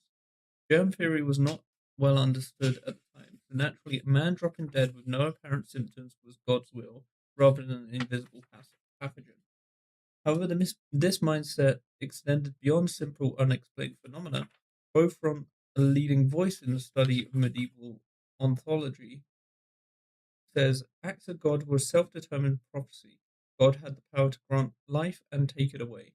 By virtue of someone being alive, they were simply divinely favored, or at least tolerated. A sudden death was therefore swift punishment for some sin. Notably, Buffon sees force majeure as a way to explain tragedy retroactively. Suppose that in the medieval period, the untimely death of a relative should not be something to grieve, but a reassurance that God corrects the world, create order, and let virtue thrive. The medieval period saw a force majeure slowly weaponized as accidents could be arranged. Falling ill after a meal or a splintered lance leading to an infected wound would be seen as divine intervention, neatly avoiding the need to investigate for deliberate poisoning or superstitiously. Citation. Needing to investigate for deliberate poisoning or surreptitiously reinforced lance head. In this way, many scholars believe dozens, if not hundreds, of deaths in the Middle Ages were secret assassins that were never given proper attention. Formerly pointed this out in the context of infamous so-called hunting accidents. Hunts were dangerous outings, no surprise there, since hunting involved badgering the local wildlife until it startled and run across the hunter's line of sight. But the dark forests of England and Wales were perfect spots for ambush. Hunting party would spread out, allowing the assassin the opportunity to stalk their intended victim. Putting an arrow in the back of someone's head was the easiest thing in the world. Then the assassin would need to feign ignorance and act distraught, calling for help. The first response many would be to pity the assassin, whose arrow it was assumed was redirected by God to strike down the sinner. Anybody may have taken a pot shot at a flying bird and struck another hunter. Murder was farthest thing from anyone's mind as the mouths of noble jackals began to water at the thought of taking the dead man's position at court. Whether those alive at the time understood how force majeure could be used to their advantage to gloss over certain violent incidents is unclear.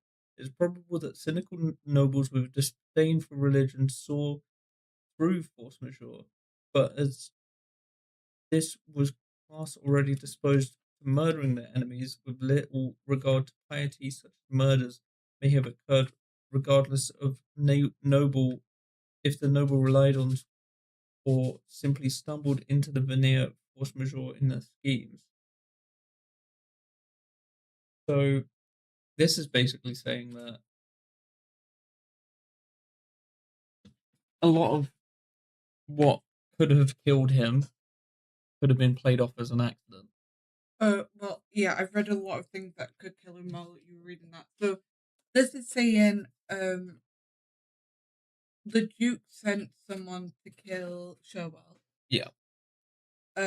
This I don't really understand this, but it's something to do with hunting the bloody yeoman.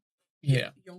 Yeoman. At this point in 1381, it is thought the story of the blood yeoman originated. Poachers were busy pursuing a deer when suddenly a blood-red devil rose up at the edge of the woods and blocked their path. The figure began bellowing a curse, but just then the heavens opened with divine light. A golden arrow flew down and pierced the devil's heart. Believing God had saved them, the poachers ran in fear and told the story to a local knight who had it written down.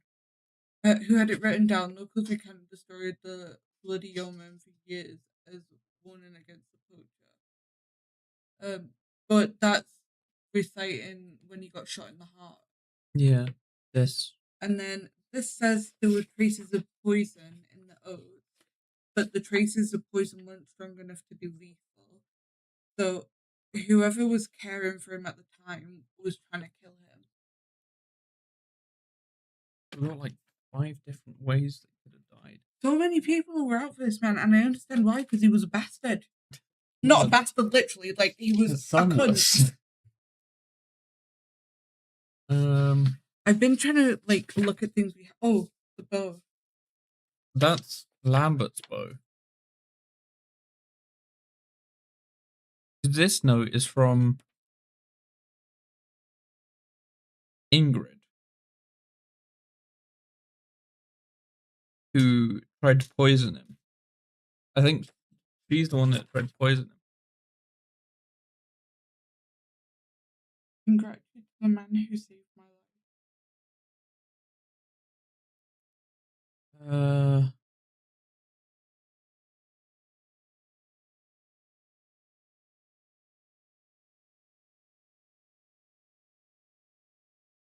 Where did you see that about poison? This one? This one, yeah. It's in the shattered light pot.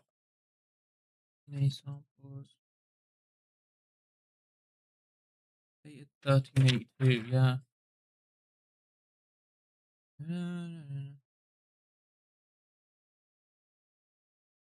Deadly nightshade. Oh, baby. It's always bloody nightshade, isn't it? Also wound. So that's the arrow. Skull wound. We still don't know what the skull wound is. And then abdominal wound. What's the abdominal wound? Oh, we don't know what that was. Yeah. Hip 10th rib, weapon hit bone, and deflected into tissue, maybe hit gallbladder. I'm actually, like, oh, we haven't looked into the actual website part yet, have we? Which website part? That's only for the hints and stuff. Oh. No, I swear there's usually stuff on that. Yeah, it's usually the hint. No, not just the hint.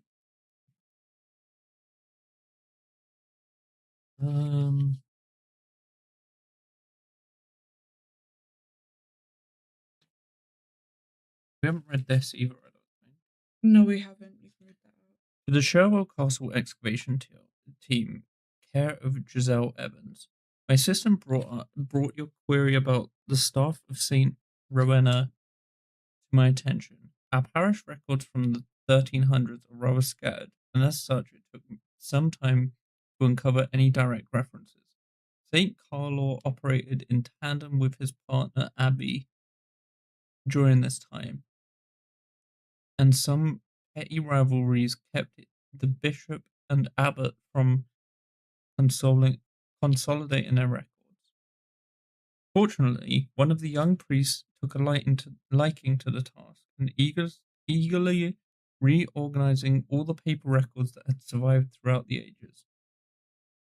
As yeah, such, he yes. located a mention of the staff of Friar Herman of the Dominican Order of Preachers is purported to have stayed at the abbey in the summer of the year 1381 and left the staff in the care of the abbot as Friar Herman continued his travels. Of special note to you and your team, Friar Herman is noted to have just arrived from an extended stay at Sherwell Castle. It is reported that he was gifted the relic by a dying man of nobility, and by God's favour, at the 11th hour. However, the location of the staff itself is not recorded, and is in line with the aforementioned rivalries in church leadership. I am doubtful such a record would have made its way to St. Carlo. The church must hand the reins to archaeologists and anthropologists such as yourself. Should the staff be recovered from wherever it has come to rest, I offer my humble apologies that we could not provide more direction to guide your search for the staff, but you and your colleagues are always welcome in Caradoc if you would care to visit and browse our records personally. Reverend Reese Bedu, warm regards and God bless. St. Carlo Church, Caradoc, Wales. There's so many people. So many people. We need to establish a timeline. Yeah. Because I feel like there's so many events and just having them all like muddled up. We need to like draw out a timeline of That's when what I've events been happened. like writing. Oh, okay. So 1377 was the last account of him being alive. 1381 was a confession. 1382 midwinter poison was what I got from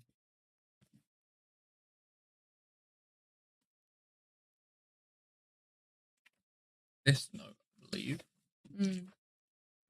It said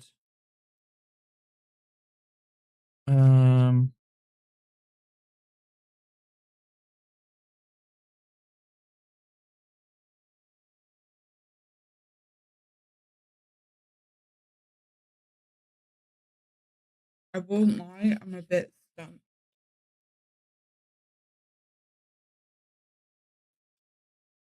But I am also exhausted, so it's hard for me to even think right now. That night I helped bathe my lady and asked how she fared.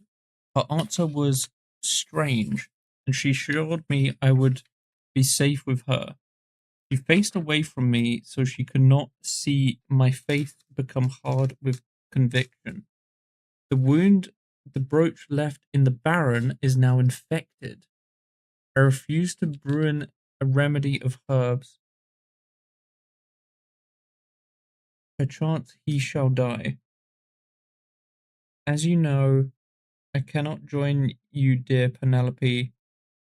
Forgiven me, I shall. Wait, this is a different note, isn't it? Is not? Is there another note for Penelope? Yeah, there's two Penelope notes.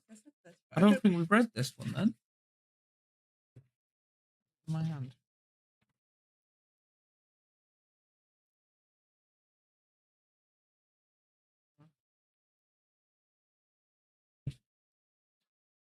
So many papers. If I just read this whole note. Penelope, I shall not be visiting London as I had hoped to.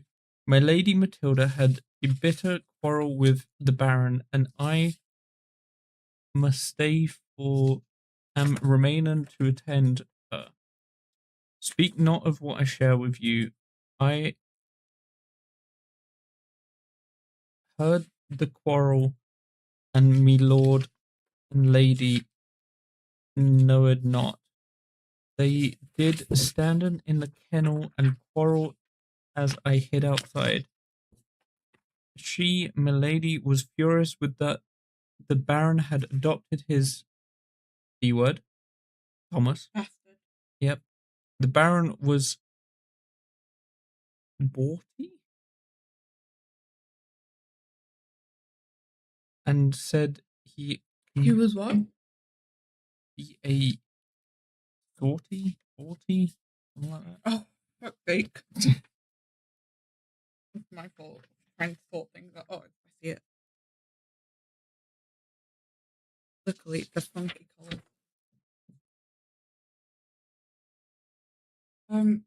Starts with B. Yeah. It's not on here. S maybe.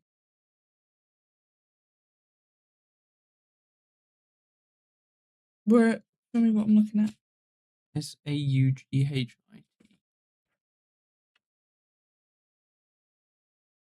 Are you sure it's not naughty? Maybe it's naughty. The Baron were naughty and said he had done it to punish milady, for she was becoming defiant of late. He Desire. desired his He desired to keep her he desired to keep her forever as a lover. keep her as a lover, but will imprison her in the castle evermore. But then, dear Penelope, the Baron did threaten me. I leaned around the corner to watch as my lady with fire defended my honour. Alas, the Baron thinking me a witch, and says the other servants agree. Me knowing of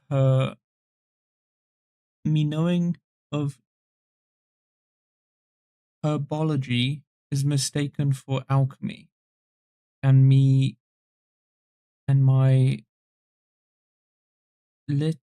literacy for the influence of the devil. I saw my lady become flushed, and I thought she might faint, but she tore the brooch from her cloak and stabbed the Baron in his side. For a moment they did both stand still. The Baron roared and collapsed. I did with haste slip away, for my lady ran out from the kennel, her crying for help and feigning distress. That night I helped bathe my lady and asked how she fared. Her answer was strange, and she assured me I would be safe with her. She faced away from me so she would not see my face face become hard with conviction.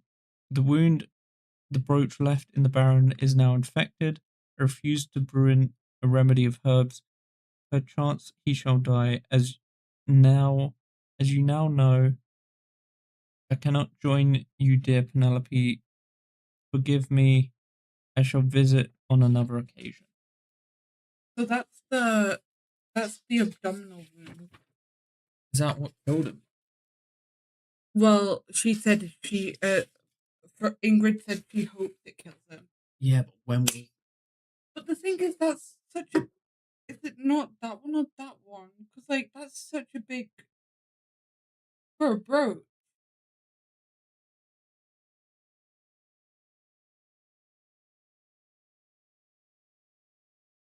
Oh, here's the other note. Yeah, hold it out. That's part 1, that's part 2. I don't know if that's in order, though. I'm assuming it is.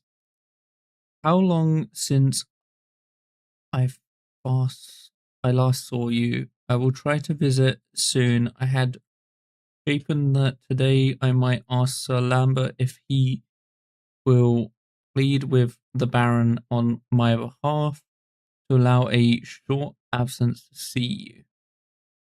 But he never come to our meeting, so it seems my trip will be delayed. Until then, oh, wait, that links up with this. Thomas and I, Sir Lambert hoped to join us later, but had to discuss something with Matilda's servant girl. So Ingrid is Matilda's servant girl? Yeah. Because she keeps referring to her as Milady. So But Sir Lambert would have been at that hunting trip had it not been for Ingrid. no, because read on. At first light yesterday, my lord the Baron went forth to hunt in the North Woods, taking with him his sons Henry and Thomas. So Henry and Thomas are the ones on this trip with the Baron. Henry is the one that wrote this note. Yeah. As the morning wore on and the sun climbed high, it was. Huh? Henry and Thomas returned in despair. No, I'm still here. Oh, God, I skipped. As the morning wore on and the sun climbed high, I was near knocking down by Sir Lambert, who came hastening from the stairs of the Osprey Tower. Right? He bare his bow in hand and said he would yet join the hunt, though the fall was fate. Though the hour was late. He made excuses for not meeting me before and tarried a short while in speech, yet did not depart far. Soon after there arose great clamour. Henry and Thomas returned in despair, bearing their father sore wounded with an arrow through his black heart. Henry cried out and went and ran in despair, whilst Thomas lifted the Baron to the bedchamber. Sir Lambert came close behind, his face turning white as snow when he beheld his stricken lord. Later, my lady Matilda called me to bandage the wound of the Baron, as she and Thomas sit beside his bedside. But a friar who remained at the castle chanced chase me off while crying out that I am a witch. I thought I saw vile Thomas make a face as if to say he was pleased I could not inspect the wound. In my heart, I believed that treacherous bastard more bearing his father to feed his ambitious. All he cares for is gold, his covetous. If he should ever lead Sherwell Castle, I am certain he will seize the jewels with my lady, who send her out to fend for herself. Even as I write these words, I see with anger. I would readily poison Thomas and the rest of the household if he trying to bring harm to my lady. If the castle is disturbing, I hope this matter will resolve itself and I can come visit with you before the summer is finished, dear Penelope. So how's it not Thomas? How's Thomas not the killer? Because he hasn't really done anything. You mean Henry? We still don't know what gave him the head wound. We don't. You mean Henry? How is it not Henry? No, how's it not Thomas, the bastard? How do you think it's Thomas? Because Thomas was like he almost like didn't want to check the wound, and Thomas wasn't there when Henry shot the bow, so Thomas could have shot the king, not the king, the Baron. But also, Sir Lambert ran away. Like Sir Lambert had a bow in his hand, who came glistening from the Osprey Tower. He bare his bow in hand. I don't think it was him though.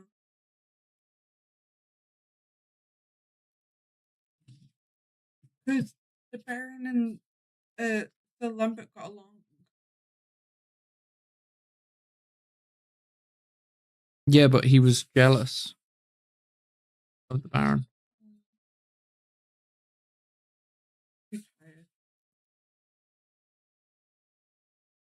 we look at the hints?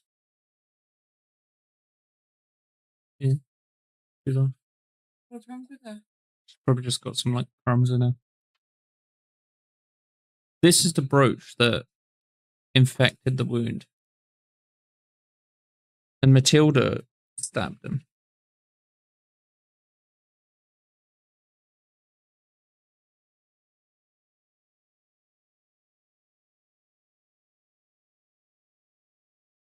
This isn't dated, which is the problem. My teacher would have a go at me if I didn't date math stuff.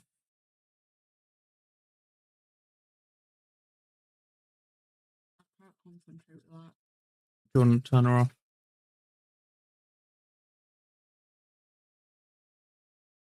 Am I gonna have to do it? Yeah.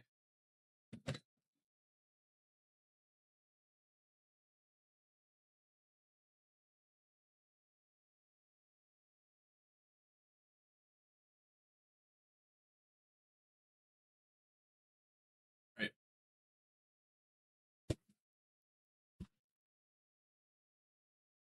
So it's not this one because this was the first one. I don't think. It's not that one because that was the arrow. Yeah. And that was the brooch. Yeah. So it's that one. But we can't find anything. What is the head wound? I think you're right. Sir Lambert did shoot him because the plaque. Yeah. So we need to find what gave him the head injury, but I feel like we've read everything. Is it not the staircase? No, because that's when he was before the age. But it could have just caused it anyway.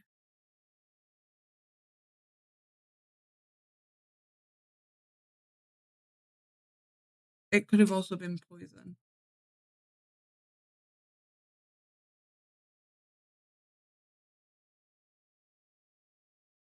What did this say about?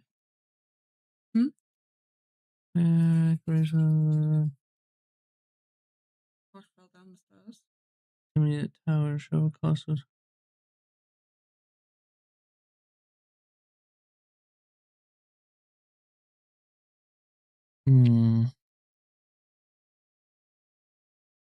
I think it's this one, right? This seems to be the latest account. Well, it's not dated, but I don't think so. That's when she stabbed him with the brooch. And it got infected and he died from the infection. Oh, true. And it was mistaken as poison. So, do you want to say Ingrid? Well, should we look at the hints before we do? Oh, sure. I forget we usually do that. Well, no, it was Matilda, not Ingrid. Oh, yeah, Matilda sorry. stabbed her.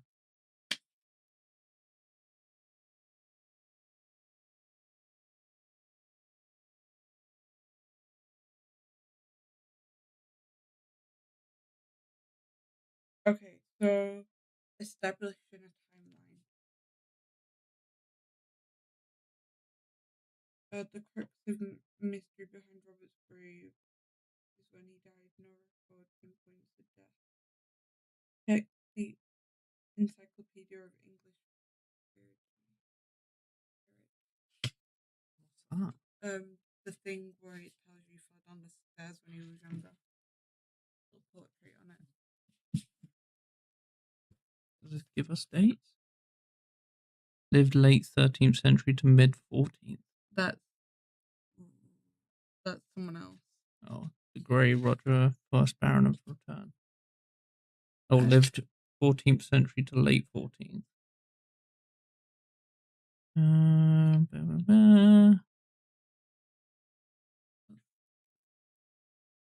Encyclopedia mentions attorney in 1377. Does that sound familiar? Yeah, we got that. Henry's diary entry from the attorney says Robert Graves participated in the jail. Yeah, we knew that. 1377 confirmed. He was alive at 1377. Robert Graves is still alive. Next, what is the latest dated evidence we pulled from the 1381 or 1380? Wait, 1384. However, none of the figures depict Robert Graves, yeah. instead depicting Thomas Graves, fourth Baron Oh, Shaw. yeah. Yeah. So he was dead before 1384. Okay, What yeah. is the latest date evidence to mention Robert Graves 1382. specifically? Yeah, 1382. But doesn't name Robert Graves. Perhaps this was his successor. Can you find any other life-threatening incident? Well, it was the archery, 81, Yeah. right? Now we have bookends for our timeline. We can determine what the latest injury he sustained chronologically, the birch wound. His final injury must be what killed him, but be sure to match up the evidence with the notes of the photo of Graves' skeleton. Yeah, okay. Was that the brooch wound that was lost? Yeah, Does it because say? part one was After shooting. the shooting, and then part 2 was later. Yeah. So do we put Matilda or do we continue going through Let's go through the hints still. a lot? Okay. Briar Herman. Who is Herman and how did he end up at Sherwood Castle? Read Herman's memoir, He referring was to the part of the page 4. church. Yeah. Herman is traveling through, he was headed west during the winter of 1380. They stopped at Sherwood Castle for a feast and agreed to stay for a while as the castle's priest. He was the one that called Ingrid the witch. Yeah. The tapestry shows the feast Herman attended. The tapestry full of Oh, he's in the tapestry. Wherever that's gone.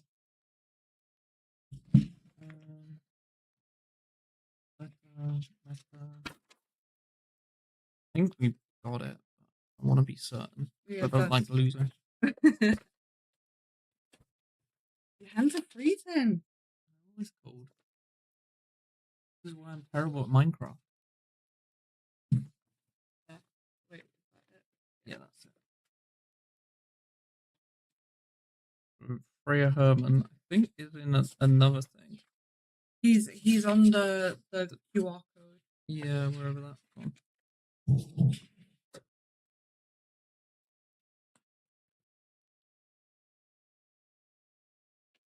Oh, yeah. He's balding. Oh, him. Next, is there any incident in which Herman might have killed Graves even by accident? We listen to the song.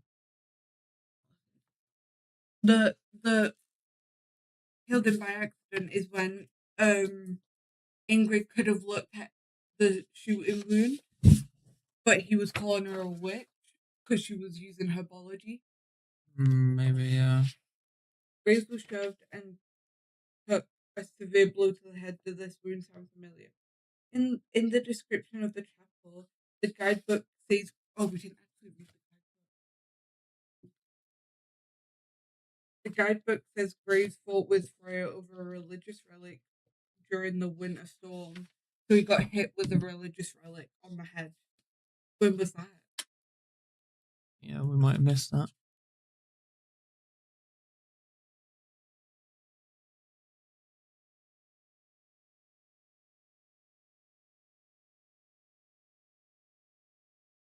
Baron and his household. While in the chapel, see if you can spot Graves to an altar. Legend says that during a winter storm, the third Baron Sherwell argued with a visiting Freya at this spot, fighting over a holy relic. The Baron apparently stole while on campaign in France. As tempers rose, the Freya shoved Baron Sherwell, who fell hard on the altar and hit his head, leaving a crack in the stone that has survived to this day. The Baron's son, Thomas ordered the Freya stripped naked and run laps through snow as punishment, but the clergy was nevertheless kept on as the castle resident priest for some time more. When was the storm? Well, it would be winter. Oh, 80. So it was before. Note on how photos of Graves' skeleton show Graves suffered a head wound. Can we date this fight between Herman and Graves? Read the modern letter from St. Paul Church. missed something big. No, because that was it was in 1380. Yeah.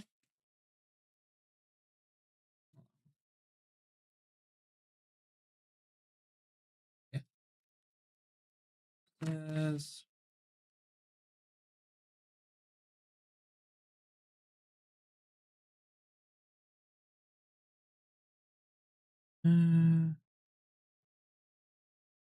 Reported to have stayed at the abbey in the summer of the year 1381 and left the staff Oh shit. prior to continue his travels. As a special note to you and your team, Friar Herman is to note to have just arrived from an extended stay at Sherwell Castle.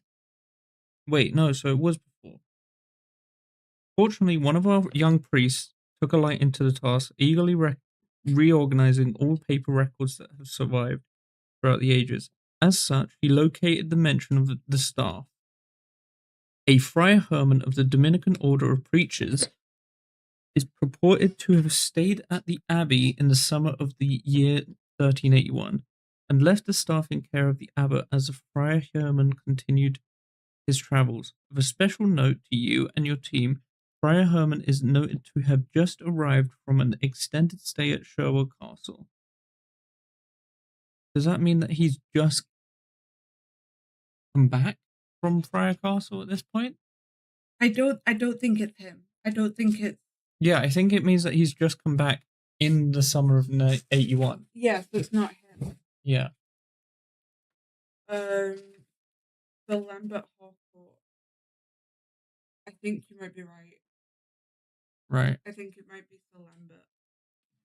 Who's a Harcourt and what is his relationship to Graves?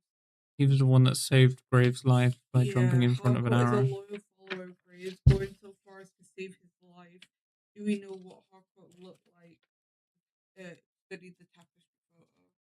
Well, right side, wasn't he? Yeah, we figured that out. Yeah, well, we guessed. The tapestry shows a knight in blue and white checkered tunic. Freya Herman, the memoir mentions he sat next to a knight and the Sherwood Castle guidebook proves the tunic pattern is Harcourt's coat of armor. Next is any incident in which Harcourt might have killed Graves. The arrow. Attorney was held at Sherwell Castle in 1377, which Harcourt won. Oh, yeah, that one, yeah, as well. Who rode against who in the joust. By following the observation on who was eliminated, we learned that Graves rode against Harcourt in the final bout. Yeah. He saw that in the final. Yeah. Note on the photo of Graves' skeleton show Graves suffered a broken clavicle. If Graves died in 1377 from Harcourt is a killer, but Harcourt was later seen by Ingrid during the time of Graves' hunting incident. Yeah. Yeah, because that is said that wound is said to have killed the devil, aka The arrow killed the devil. Aka Graves. Yeah, but I don't think it was that one. I think it was that one. Anyway, carry on.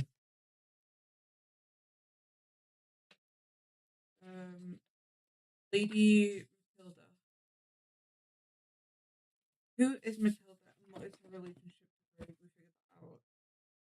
Lady Matilda is Graves' lover, though the relationship is rocky due to his controlling nature. Do we know what Matilda looks like?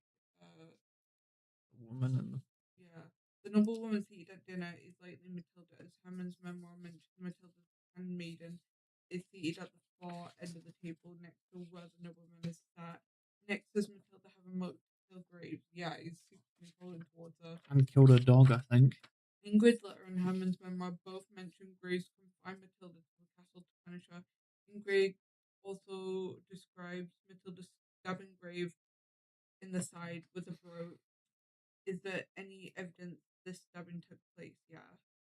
No, on the photo of Graves' skeleton shows suffered a wound in the side. Matilda's brooch is dug up during the modern archaeological excavation. Can we determine when the stabbing happened? Note that Matilda and Grave fought in the castle kennels. the record. Oh, the kennels were shut down. Yeah, the recorded message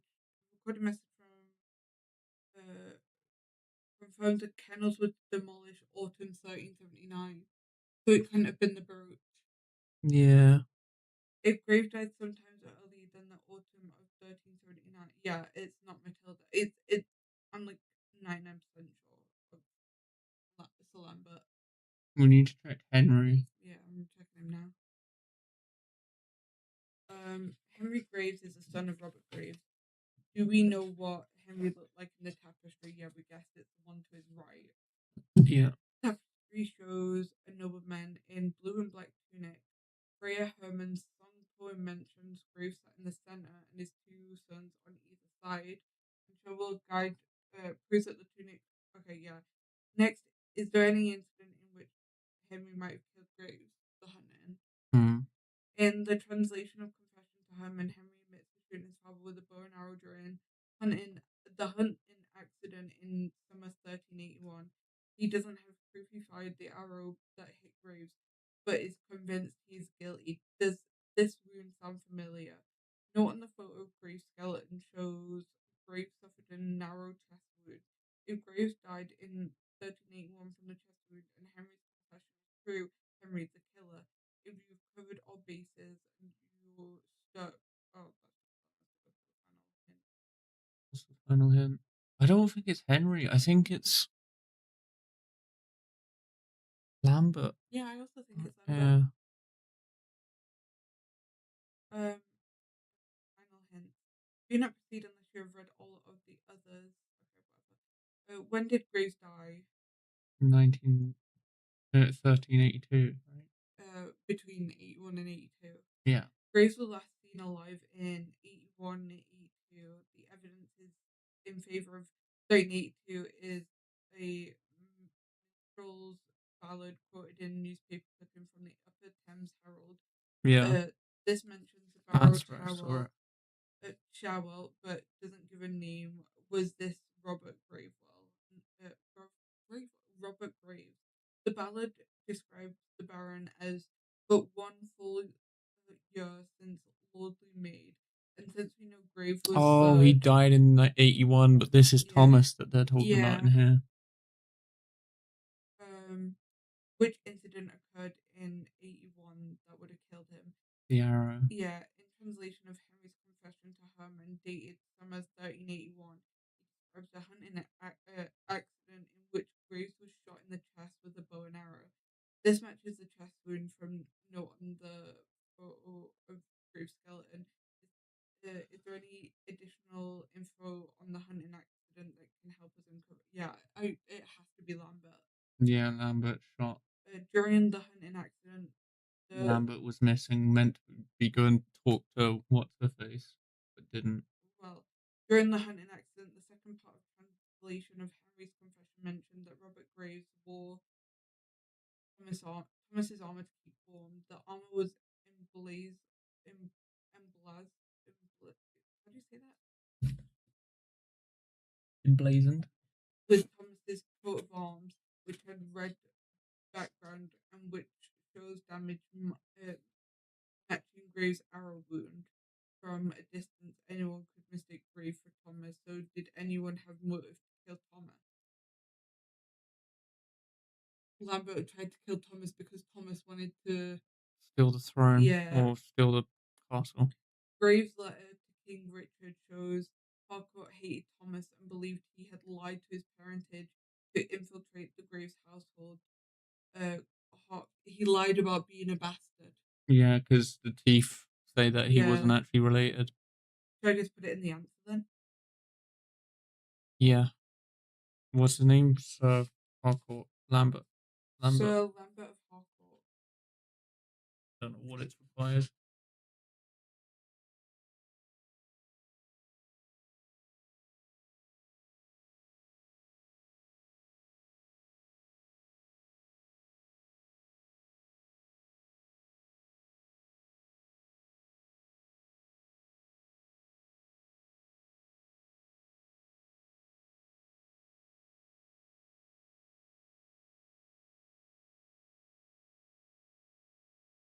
Oh, what you?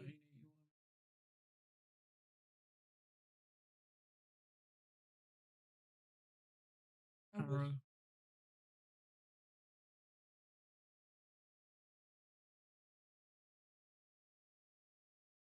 Can I read it out? Catching a medieval murderer. Archaeologists announce killer of Robert the Cat. For centuries, amateur and professional historians alike have obsessed over the cat graves, 3rd Baron Sherwell, and one of medieval Britain's most fascinating figures. New evidence has shown that Graves' death was no less intriguing than his life, as one of Baron's closest friends was behind his murder. An excavation of Sherwell Castle led by Giselle Evans of the University of South England uncovered Graves' skeleton. A team of archaeological investigators was assigned to pinpoint the year and cause of his death. The party to blame was Sir Lambert of Harcourt, a knight in Graves' service who was, while fiercely loyal to the Baron, harboured a grudge against Thomas of Llanwiner, the future 4th Baron of Sherwell. On a summer's day in 1381, Graves and his two sons, Thomas and Henry, set out to hunt in the woods near the castle. The investigation suggested Harcourt saw an opportunity to kill Thomas under the guise of a hunting accident.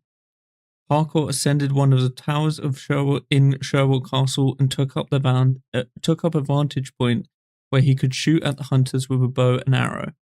Unbeknownst to Harcourt, Graves had borrowed a coat of armor from Thomas. As the Baron emerged from the woods, Harcourt fired under the mistaken impression that the man he was shooting at was Thomas, and his arrow hit home. Oh, the devil, Baron. The Baron was in wearing red. red, Yeah. and the Lambert was shooting from the tower, so it looked like God was shooting down on the devil. Come to this conclusion, the investigative team used medieval documents to establish a timeline of events backed up by modern scientific analysis to fill in any gaps. This helped eliminate other possible suspects and nail down the year of Graves' death, which had not previously been established. Speaking at a conference last Monday, Evans said modern technology has been essential in our research. A 3D reconstruction of the castle revealed a previously undiscovered method of murder, shooting Graves from the castle Osprey Tower, was shown to be possible in 1381, even though the structure has since collapsed. Because that's where he had came with his face as white as snow. Yeah. Evans went on to explain the excavation has received a new wave of funding from government grants and private donors. Team members at Sherwell Castle say the funding will go towards further paleo-DNA testing, like that which helped shine light on the source behind other wounds on Graves' skeleton.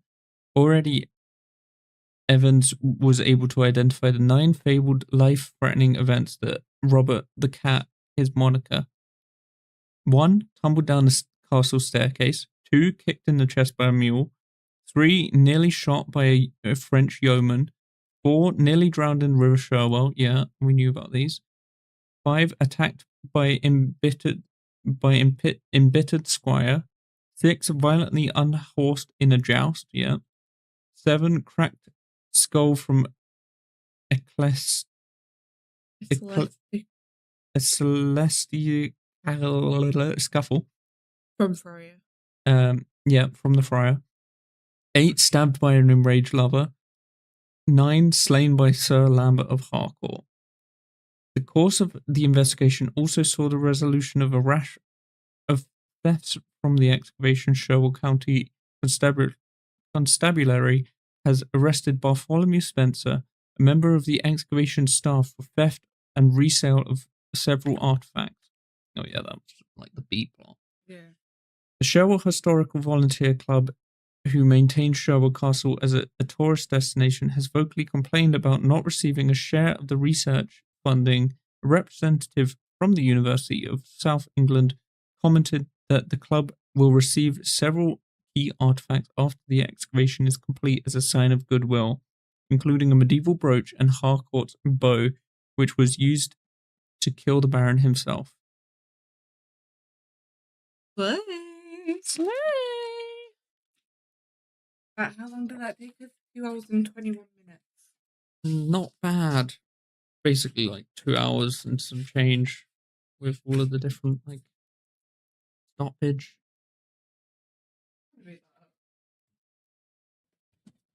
We did.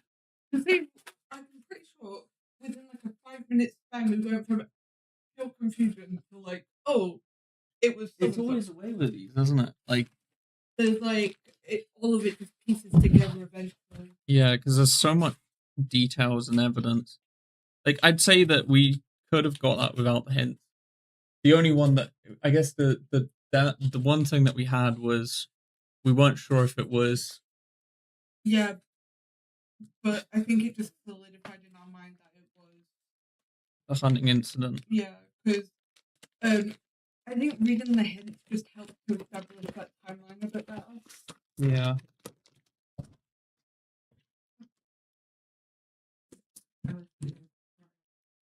Do you fart? Well, that's gonna do it for today's stream. Thank you for watching. I'm gonna re-upload this as like a proper video on YouTube, hopefully as well. I don't know if YouTube does that automatically, but I'm gonna do it anyway. So I will see you all next time. Goodbye.